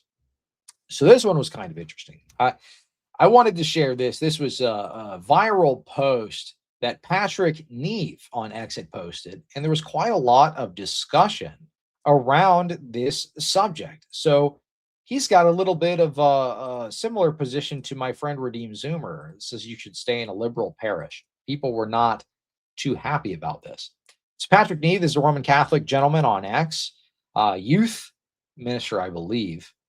He says every Catholic knows someone who drives 30 minutes to Mass, passing 3 parishes along the way. Maybe you are that person. But church hopping is killing our parishes. I get the appeal. The music, the homilies, or community are better somewhere else. But when faithful Catholics scatter across a diocese chasing the perfect parish, nobody builds anything. It causes a delusion of resources. People aren't working together because they don't see each other. That parish you hate might need you. And he makes the case against church hopping. Don't leave your liberal Roman Catholic parish. You got to stay there and support them. Even if they're teaching abject heresy, because that is the case in most of the Novus Ordo churches. And this is what a lot of Roman Catholics said in response to Patrick Neve's post. So I'm going to go ahead and share some of the responses because I thought they were quite illuminating on the typical life within the Novus Ordo. So let's see. Angela Erickson shares, I used to feel this way until I had a bunch of kids. Then I understood that they were learning at a young age through example and experience. I wasn't prepared to, for example, explain to them why they aren't allowed to leave liturgy for craft time like the other kids. Lord of mercy. This person sharing that it's a common sentiment that people in Roman Catholic churches can't leave their kids alone with these people at the churches. This honestly breaks my heart. As somebody with kids, I couldn't imagine what it is like to be a Roman Catholic today, with all of the scandals of an adult nature that occur within the Roman Catholic Church at a systemic level. Now, granted, there's always going to be failings on the part of the individual. You can find Orthodox priests that have done horrific things in the past, but this is a systemic issue within the Roman Catholic Church. And not only is it systemic, it's always covered up. For example, in the Los Angeles Archdiocese, there were over 1,000 cases that were covered up for a period of time until a massive lawsuit happened and all of these things were discovered. And then they had to take action on over 1,000 cases of abuse. This is in one archdiocese. So imagine what's happening all over the world. So this is something that happens very frequently within the Novus Ordo churches, and something that they have to be aware of. That was her point there. Mandy responds to Patrick Neve's post. It says, I was absolutely against church hopping until our local parish started canceling classes due to ICE being in the area. I refuse to let my children's religious education suffer because my parish is choosing to cater to illegals. So they're hiding illegal immigrants. They closed the service, closed the classes, right, to harbor illegal immigrants. This is what the Roman Catholic Church was doing in our area. It was also a struggle because our parish was very Hispanic, and therefore we had 50-50 mass schedule, which meant less time to choose from. Or they do a bilingual class or mass, and it would end up being almost 2 hours. I didn't love that, but we stuck it out as long as we felt we could. But yeah, the ICE thing was the last straw. They weren't even being a church at that point. Telling those who didn't feel comfortable coming that their kids won't be docked for it, it's one thing. But canceling classes for everyone else rubbed me wrong. So they were canceling classes to harbor illegal immigrants and hide them from ICE. This is what he wants you to continue to go to these churches, these quote unquote churches that are basically just NGOs harboring illegal immigrants, hiding them from the government, basically ensuring that America is flooded with refugees. I don't think I shared this in a stream, but there was a statement by the USCCB, the United States Council of Catholic Bishops, that basically state that they receive funding to receive as many refugees into the United States as possible. They get paid lots and lots and lots of money for resettlement of refugees into the United States. So it's no surprise that the Roman Catholic Church would have a vested interest in hiding immigrants in their churches when ICE comes to try and deport them. They are very, very pro-refugee. This is one reason that Pope Leo often makes statements that are very pro-migrant, pro-immigrant, so on and so forth. This is another reason that this Pope was from the United States, because famously, the U.S. aid funding that was going towards Roman Catholic NGOs was cut just prior to Leo's appointment. So they needed a American Pope to come in and try to repair the bonds and the funding that was coming from the United States. So our tax dollars goes to pay for this, basically. We spend our tax dollars to go and have the Roman Catholic Church import a bunch of migrants into our country. We also pay Lutheran NGOs to do the same thing. This is spread all over the place. Anyway. But yeah, the ICE thing was the last straw. So they said they could no longer go to their Novus Ordo church there. Anyway. Let's continue. So there was another example that was pretty interesting. So this was another response to Patrick Neve. He says, Joey says, my local parish is currently celebrating a pagan festival. So I'll keep driving to the nearest TLM. Thank you. And this is a sign in the Roman Catholic Church that's near this guy saying, Happy Pongal. It's a pagan, it's an Indian pagan festival, the pagan deities. So, woohoo! You want to go be a pagan? Go drive to your local Novus Ordo. This is why people are driving 2 hours to their local TLM. This is why all of the Roman Catholic apologists attend a Uniate church and not the Novus Ordo. all the Novus Ordo churches are basically bingo parlors or completely detached from reality, celebrating pagan nonsense, hiding illegal immigrants, so on and so forth. So if you agree with Patrick Neve, you should raise your children in this environment of religious indifferentism, liberalism, so on and so forth. So I completely disagree. I don't think you should raise your children in an environment. Well, I don't think you should raise your children in the Roman Catholic Church at all, but definitely not one of this type of environment here.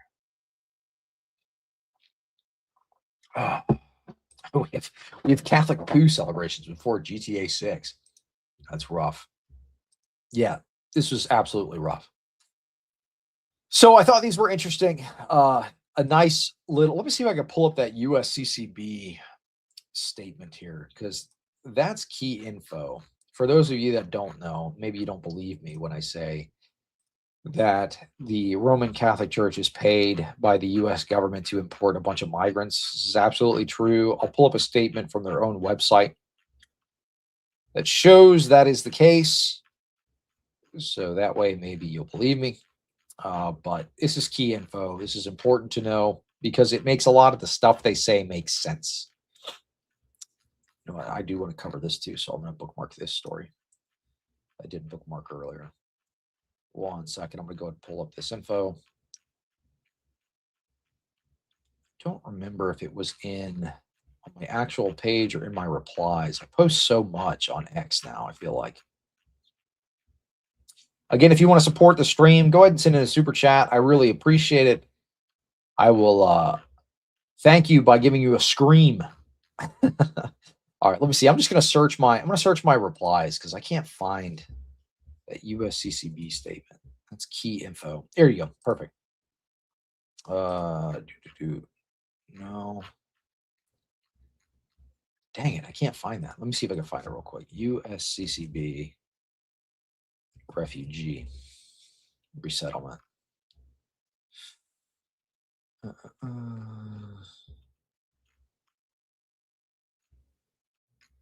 want Bing, dude. I want Google. Bing always pulls up the worst. USCCB refugee resettlement.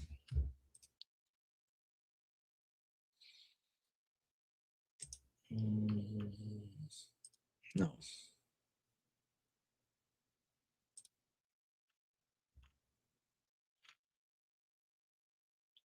No.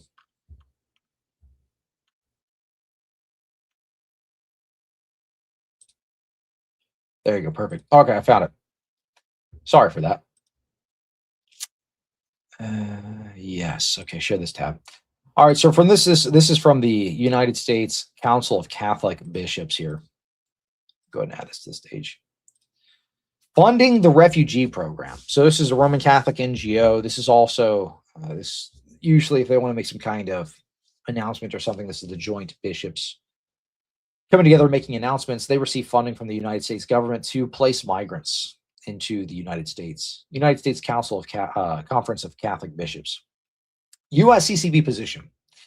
The USCCB engages with federal appropriations process to obtain the maximum amount of funding needed to support the U.S. refugee program, which provides both overseas assistance and resettlement services for refugees. Each year, the USCCB advocates for funding levels that maximize the number of refugees assisted overseas and resettled in the United States. This is their goal. This is their goal. This is what they receive funding for. They want to maximize the amount of refugees from overseas that come into the United States. This is why I don't understand guys like Nick Fuentes being a Roman Catholic and being so anti-immigration. It doesn't make any sense when your own church wants to maximize the amount of refugees coming into the United States. The people were looking at some of the statements by Pope Leo when he was very pro-migrant. He was making all of these statements, and they were saying, oh, you're misinterpreting him. Oh, you're misinterpreting what he's saying. But this is what the United States Conference of Catholic Bishops literally says right there on their website. This isn't vague. This isn't nuanced information. This is right there in your face. This is what they want your funding for. We want the maximum amount of funding needed to support the U.S. refugee program. Each year, we advocate for funding levels that maximize the number of refugees assisted overseas and resettled in the United States.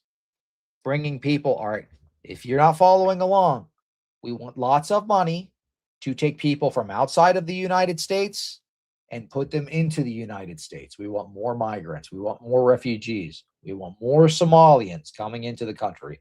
We want more Islamists coming into the country. This is another reason why you see statements from Pope Leo saying we shouldn't be so fearful of Islam. That was a statement that he said not that long ago. Because guess who these refugees are? Most of these guys are Muslims, right? Coming from other countries into the United States, being relocated by the USCCB.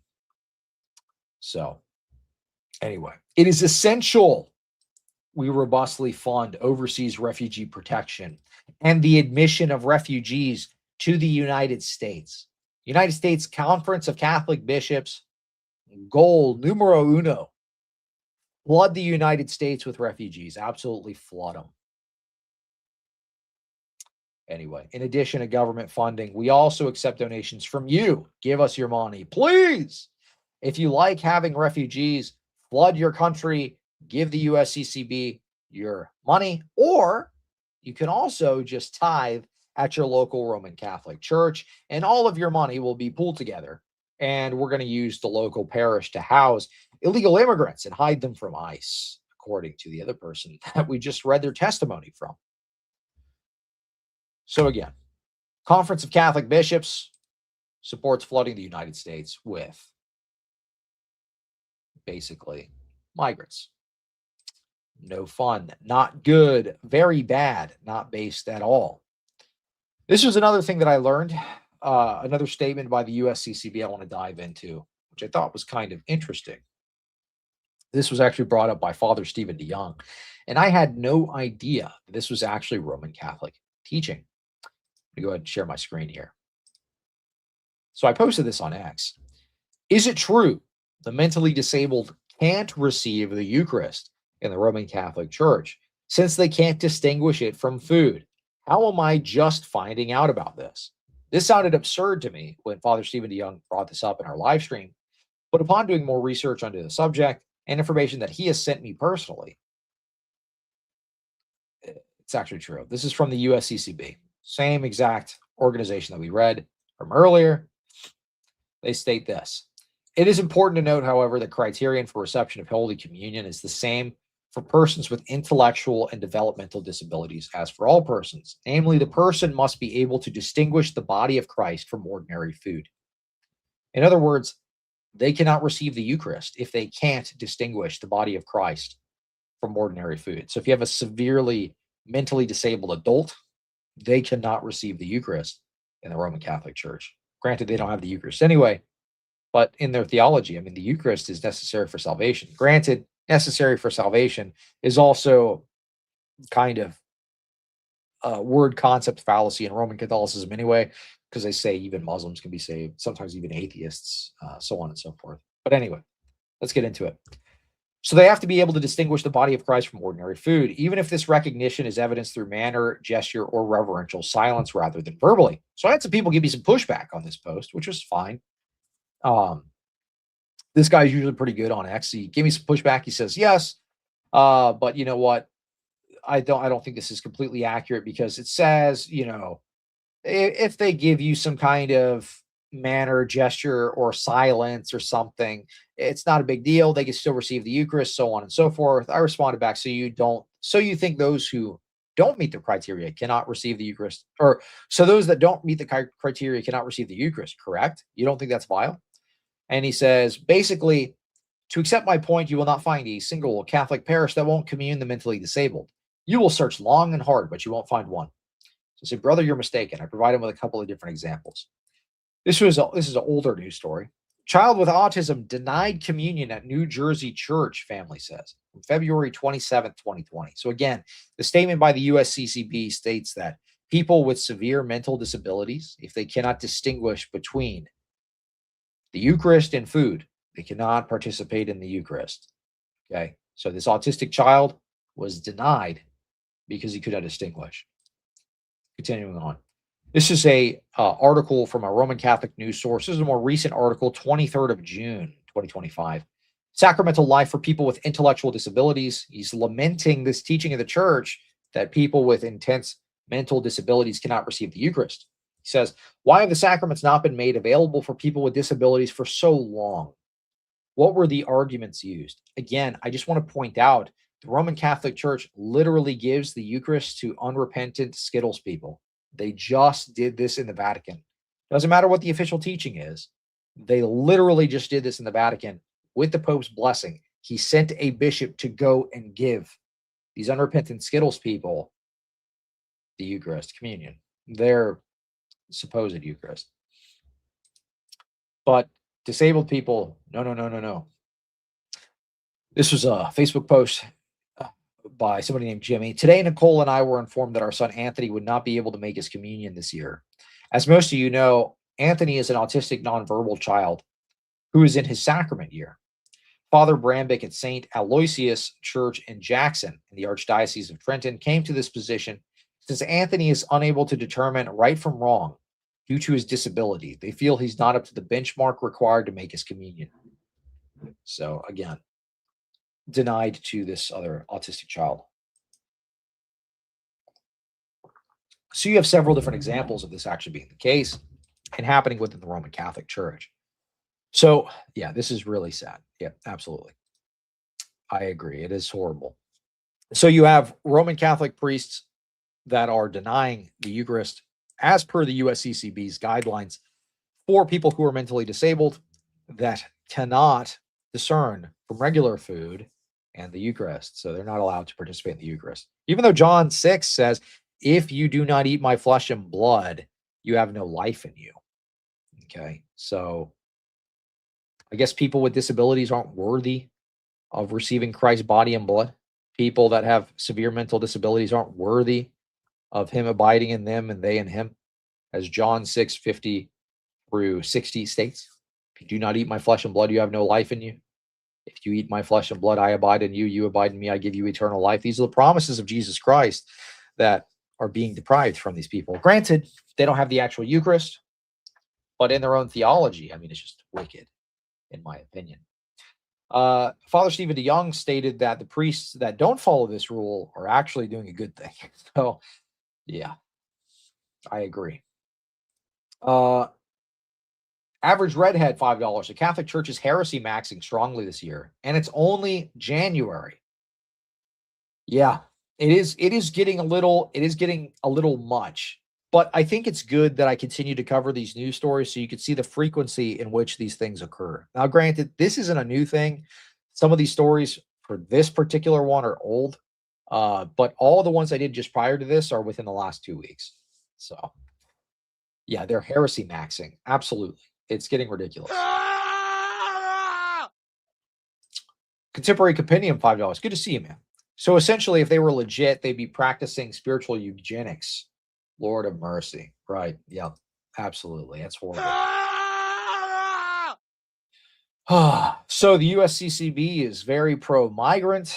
In the last video I covered, they were celebrating Kwanzaa, basically every woke thing possible. But when it comes to people with disabilities that cannot discern between the body and blood of Christ and normal food, well, they can't receive it because Roman Catholicism is completely intellectualized. It's completely materialistic framework of belief. You have to be able to come to the right intellectual assent. This is why in Protestantism ultimately in many cases dissolves into nominalism, where it's just solely intellectual assent. It's Thomistic theology taken to its extreme. But that's why they went there. It's because this was the idea in the West. It's very materialistic way of approaching. Faith is intellectual assent put into action, so on and so forth. Whereas in the Orthodox view, that is not the case. More experiential, it's healing, it's theosis. So yeah, it's a legalistic belief. Absolutely, young Dave, you're right on. Mod me so I can mute Marilyn for 5 minutes. Nah, okay.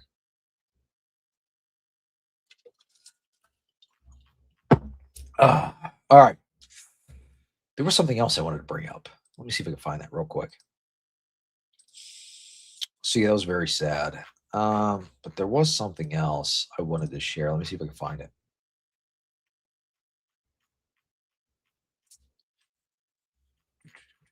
We've already covered so much today. Yeah.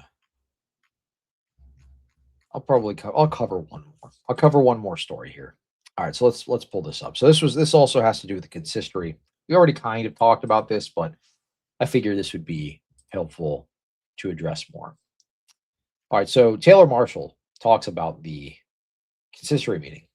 So Cardinal Roach had basically an appeal to continue to oppress the traditional Latin Mass within the Roman Catholic Church. Under Pope Francis, many of the TLM parishes were kind of pushed to the side. They begin to get persecuted a bit. You'll notice that now Roman Catholics will have to drive hours to get to their local TLM. Well, these pushes against the TLM will probably continue based off of some of the dialogue that was occurring within the consistory meeting. This is Dr. Taylor Marshall commenting on Cardinal Roach's statement. Cardinal Roach's radical position against the TLM was circulated at the Cardinal's recent meeting with Pope Leo. This is deeply concerning. It seems to indicate that Pope Leo is aligned with Cardinal Roach's position on the TLM. Cardinal Roach is completely against the TLM. He is pro Traditionis Custodes, which was basically the document that was promulgated under Francis to push back against the traditional Latin Mass. So trads are going to be pushed into a corner, pretty much, it seems like. This was one of the reasons that when they started to organize the consistory meeting, the liturgy was something that they nixed from the agenda. That was one of the things that was potentially going to be discussed at length, but no, they just allow Cardinal Roach to share his opinion on it and not to have the other cardinals comment, which is very concerning. Anthony from Avoiding Babylon basically states, for anyone who hoped Leo would use synodality to loosen restrictions on the TLM, I think deep down you all knew that was a silly thing to hope for. Now, I'm not going to go ahead and read into the entire statement by Cardinal Roach. Basically, it's just reaffirming Traditionis Custodes, which was the document that the Francis Pontificate used to push back on the TLM and promote the Novus Ordo as the normative mass in the Roman Catholic Church. One other thing important to note is that in a leaked document, Pope Leo, actually, in this consistory meeting, had all of the cardinals do a little bit of homework. And in the homework that he had them do, he had them read Evangelii Gaudium and Traditionis Custodes and all of these other documents, indicating that this meeting was basically set up to counter-signal trads. So if you like the TLM, don't get too comfortable where you're at, is the advice that I would give you. So it does seem like there's going to be some anti-traditional Roman Catholic movement within the Roman Catholic Church. It did seem to be one of the kind of focal points of this consistory meeting. Evangelii Gaudium goes as far as to call overly traditional Roman Catholics Pharisees. So he uses very strong language against traditional Roman Catholics. And this was the homework that Leo had the cardinals do. This is one of the reasons why the liturgy was nixed as one of the topics to be discussed at this consistory meeting. Now, Michael Lofton actually had a pretty good point about this, and he stated that, well, if you're going to pick subjects that are very pressing to the church to address, why don't you address the pride masses and condemn those? That seems to be a pretty big issue in the Roman Catholic Church today.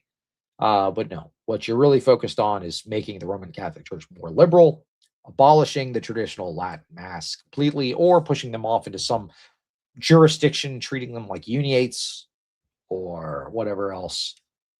It seems to be the direction the Roman Catholic Church is going in. But yeah, very, very unfortunate, but I can't say anyone should be too surprised by this.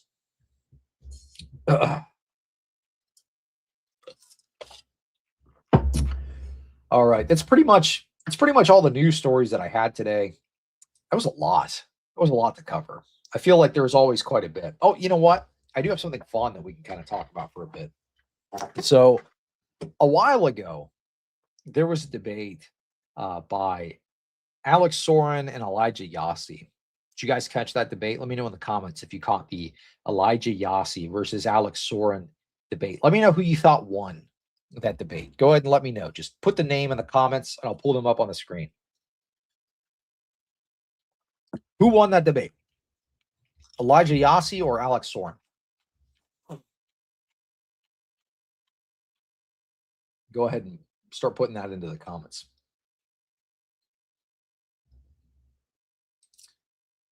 Soren won. Alex won. Soren won. Alex. Yasi won against himself. Alex watched. That's true. SFC. Soren. That's right. Alex. Didn't watch, but I saw the malding on Twitter. That's what I'm going to talk about. Soren. Yasi didn't. Shameless popery lost. Is that even a question? Soren won. Orthodoxy won. So on and so forth. Alex. Yeah. Soren. All right, you get the point. Even in the vote that happened during the live stream, half the Roman Catholics said that Alex won. Yasi lost. Well, Elijah has been, I'm just going to show you his feed. I had to block this guy because he tags me 500 million times, even though I don't ever talk about him. Maybe I did right after the debate, but I haven't spoken about it since. He's been going. I got to tell you, this guy's been going like almost every hour on the hour, railing about this debate still to this day. Almost every single hour, he's still posting about Orthodox. He's posting about the debate over and over and over again, still to this day. Can you believe that, dude? It's been 2 weeks. Let's take a look at Yasi's feed. It's been 2 weeks. Okay. Let's have an honest conversation. Orthodox.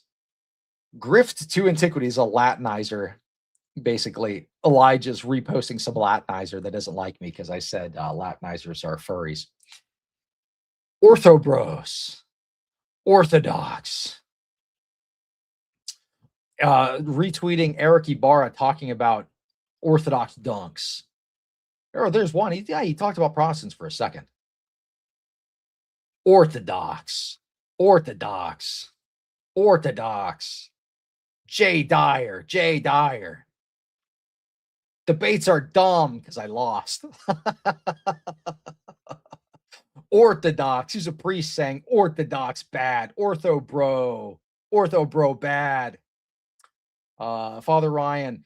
Ortho bro bad. Orthodox bad.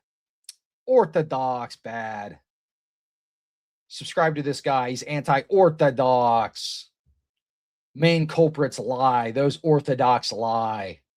I'm shocked some people thought that my bookshelf background in my video is real. He's talking about his AI bookshelf he had. He's still talking about the debate. It's obviously not real. Blah, blah, blah, blah, blah, blah, blah. Ortho bro.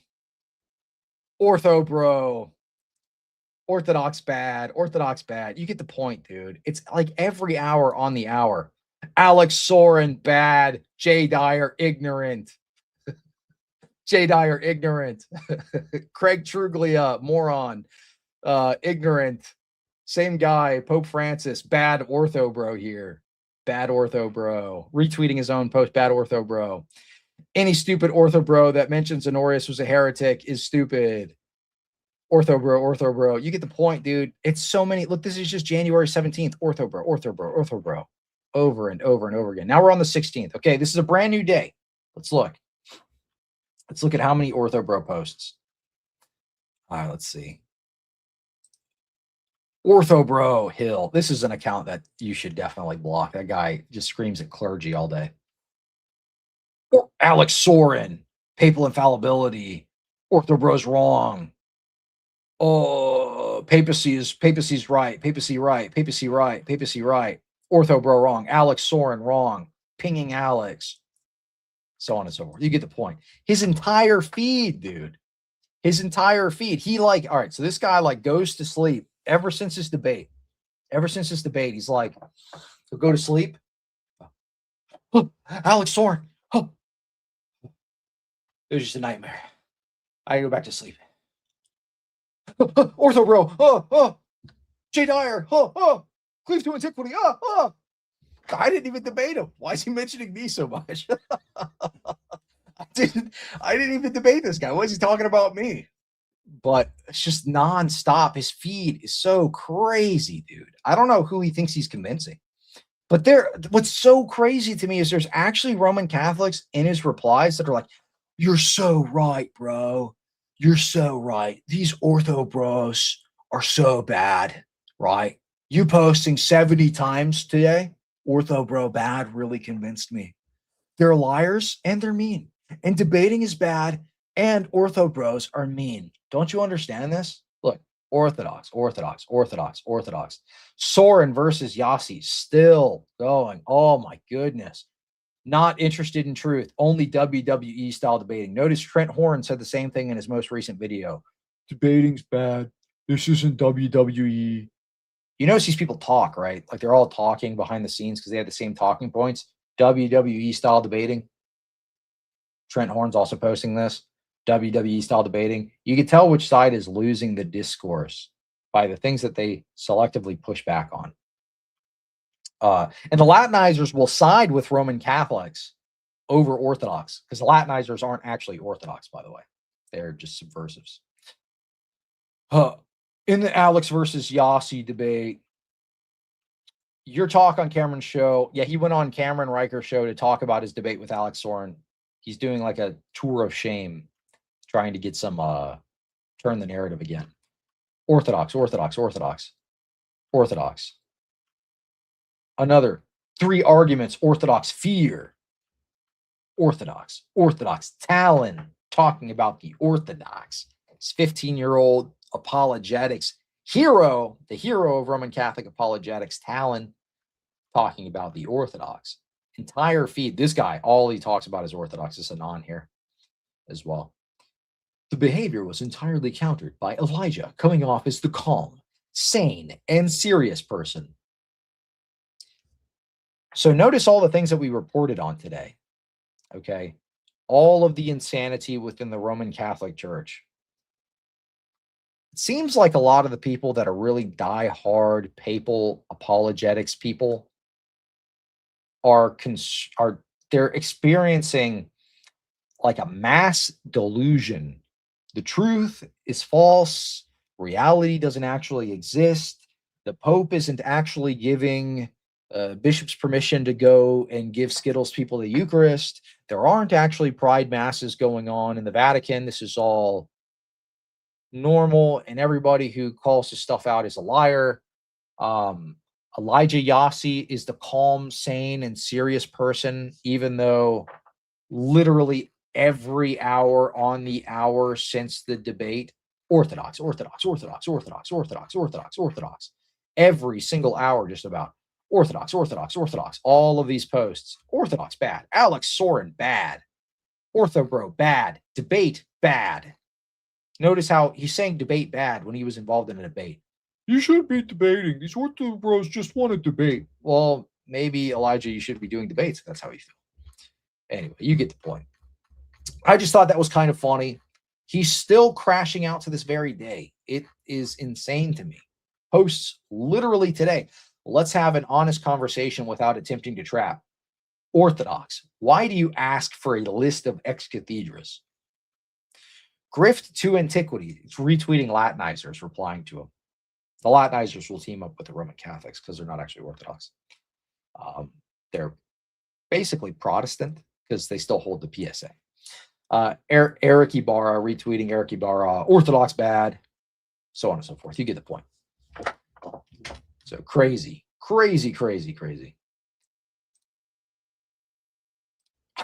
Mike Huckabee is absolutely a Judaizer and a liar. Well, I thought that was kind of funny that he was like, the Roman Catholics and the Orthodox are anathema. Like he's like the Christian Zionist Pope or something. Absolutely crazy. Thank you for the super chat. Here's a screen. Let's see. Yeah. So anyway, that's really all I have for you today. That was wild, though. I mean, the amount of cognitive dissonance in the Roman Catholic camp over this debate has been absolutely wild to see. Did you see the comments on that post tearing him apart? Oh, for Mike Huckabee? Oh, or you're talking about Elijah Yasi. Yeah, no. I didn't. I have him blocked. I just he'll ping me and stuff, or like other people will ping me in his posts. So sometimes it pops up. Oh no, I mean Mike Huckabee. No, I didn't see. Oh, well, yeah, I'm sure people are tearing him up for a statement.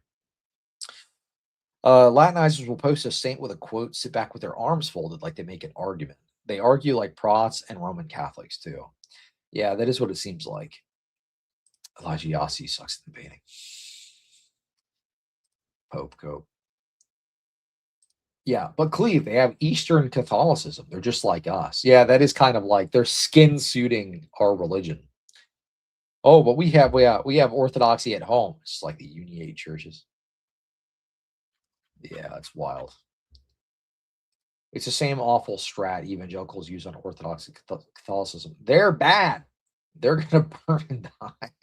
I don't know why they think it'll work for Catholicism. It's sad to watch. Yeah, I'm not sure, man. It's crazy. Your mom's lasagna, $5. If the Latinizers really wanted to be consistent with their ideology, they may as well accept the filioque way and go back to the West. Lord have mercy.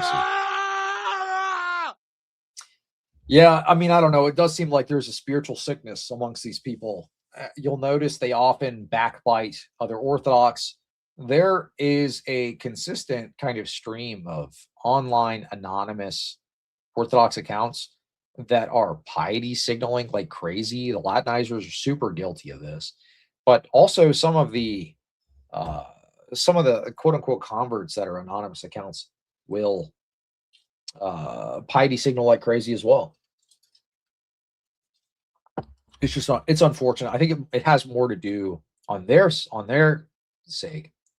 Those older kind of like anon converts. It's more just a result of their generation. Taught them to be soft, taught them to be very anti-debate, taught them to be not confrontational. But what's interesting is their version of non-confrontational is petty and passive-aggressive and infighting, rather than being confrontational with heterodox teaching, heresy, and scandal, right? So instead of calling out scandal and calling out heresy, they attack their own piety signal and be passive aggressive. And yeah, piety maxing, the religion of nice. Yes. Well, this is the thing. I think a lot of people, and obviously, you pray for these people. Absolutely. I think a lot of people have the temptation that this is kind of a cheap way to undercut their own. So they'll attack, say, Father Peter Hears or something. And, I don't know, they'll call him out and they'll get some engagement for calling him out. And they'll say something nasty about him, or say like, oh, he's too mean, or whatever the case may be. And they feel like this is an easy way for them to get some kind of win without actually being smart at all. They don't have to be smart. They don't have to do any kind of research to counter signal their own. They don't have to actually live the life of the church. Their religion is the religion of nice. So you see somebody acting vaguely aggressive, or vaguely assertive, or vaguely like a man, you call them out and you tell them, hey, that's not actual Christianity. You need to be nicer. Debates aren't nice. It's an easy dopamine hit for these people that doesn't require a lot of effort from them. So they can make a counterpoint and say, yeah, but you're mean, because that doesn't require them to do any actual research. Yeah, religion of nice. Yeah. Did Father Stephen write the religion of the nice orbs? Piety maxing. Piety bragging about how righteous you are. Yes. Evangelical wine mom core. Anyway. Yeah, pray for these people. Pray for me as well. this is, I mean, I feel like things are going pretty well. I just like to point out that a lot of these people, the only thing that they have to say is like not nice. Granted, I get a lot of really positive feedback about the show, and I really enjoy having priests on and doing interviews with the clergy and all of these types of things. I like doing the news segments. It doesn't require any teaching or anything like that. I'm just reporting the news. I think that's fun to do. I've actually been having a lot of fun with the show. I've gotten a lot of positive feedback from clergy. I've had a lot of positive feedback from Orthodox converts. I've had a lot of positive feedback from Protestants that are interested in Orthodoxy. So it's been a good time overall. Octavian, $2 for the goal. Yes, thank you so much. I don't even know how I'm doing on the goal. I haven't been checking. Let me see. Oh, we reached the goal. Let's go. Woohoo. Goal. Let me get W goal in the chat. Mr. Fist, $5. Thank you so much. I appreciate it. Cuthbert, $5. You guys are mean. Now respond to this out of context text wall. That's right. That's how it goes. This is the future of debates. The nicest person wins the debate. Don't you understand this? If you nice max, you're the ultimate debater. All right. That's how it's going to be done. No more of this aggressive, I'm right, you're wrong. Now it's nobody's right, and we're all just journeying towards the truth, which is some amorphous blob in the sky. That's what it seems like. Good to see you, because I like those animals known as seals. Every time this guy comes into my chat, he talks about seals. You're so funny. Here's a tip for your next haircut. I do need to go get another haircut soon. I feel like I don't know. Maybe I'm just being lazy. I'm just like, I don't feel like going to the barber shop right now or something, but I need to go soon and get a haircut. It's been a little while. Thank you for the super chat. I appreciate you. Let's see. Literally how Trent described a debate. Make sure you hug for a job well done at the end. Oh, buddy. That was such a good debate. You did such a good job debating me. Oh, Gucci, Gucci, goo. You did so good. Gucci, goo. Oh, you're such a good debater. Oh, look at you. You're such a good debater. I'm going to give you a big hug and a little smooch. That's funny. Yeah, that's rough, dude. That's rough. It's a joke. You have to send kisses to your opponent when the debate is over. That's right. That's right. Hey, Cardinal Smoochie would be a good debater. Cardinal Smoochie. So that's funny. You're such a good debater. Oh my goodness. That's funny. Hey, clips to Antiquities here. This is a good clips channel. If you're watching the live stream, go ahead and subscribe to this guy's channel. He's making clips of the content that we do here, so that's very appreciated. Go ahead and support his channel. Subscribe to him, and if you want to make a clips channel, feel free. Clip my stuff. I don't really care. Go ahead and clip it. I will even share your posts. Share your videos and such, and help promote your show. So go ahead and support Clips to Antiquity. And of course, you can monetize the videos and do whatever you want with them. So I appreciate all the clips channels that are out there putting hard work in. I've seen 3 so far. So they're growing. Some of them have thousands of views on the videos. That's awesome. Wow. Amazing debate. Great job. Pinches cheek. That's hilarious. All right, y'all. Well, this has been fun. Stay tuned. I have another show coming up here with an Orthodox priest. Father Nazari will be on my show January 22nd at 8 p.m. Eastern. So stay tuned for that. I have a big show to announce to you all. Big show. Are you ready? So we've been talking about this for a little while, setting up an Orthodox Avenger style stream with Father Stephen DeYoung and 5 other Orthodox, including myself, so 4 other Orthodox, to do a 6-man Marvel Rivals gameplay stream. So we're going to be doing a stream with Father Stephen DeYoung in February. The tentative date will be February 13th. It'll be me. It'll be Jay Dyer. It'll be Luigi. It'll be Fearless Truth. It'll be Alex Soren and Father Stephen DeYoung playing Marvel Rivals. So that will be awesome. Make sure to stay tuned. That's going to be a huge stream. 6-man Orthodox Avengers playing Marvel Rivals. That'll be awesome. So stay tuned. Make sure to go ahead and like the live stream for Father Nazari coming on the show on the 22nd. Go ahead and give that a like. Hit the bell. And if you haven't subscribed to the channel, go ahead and do so. Thank you all so much for watching. God bless.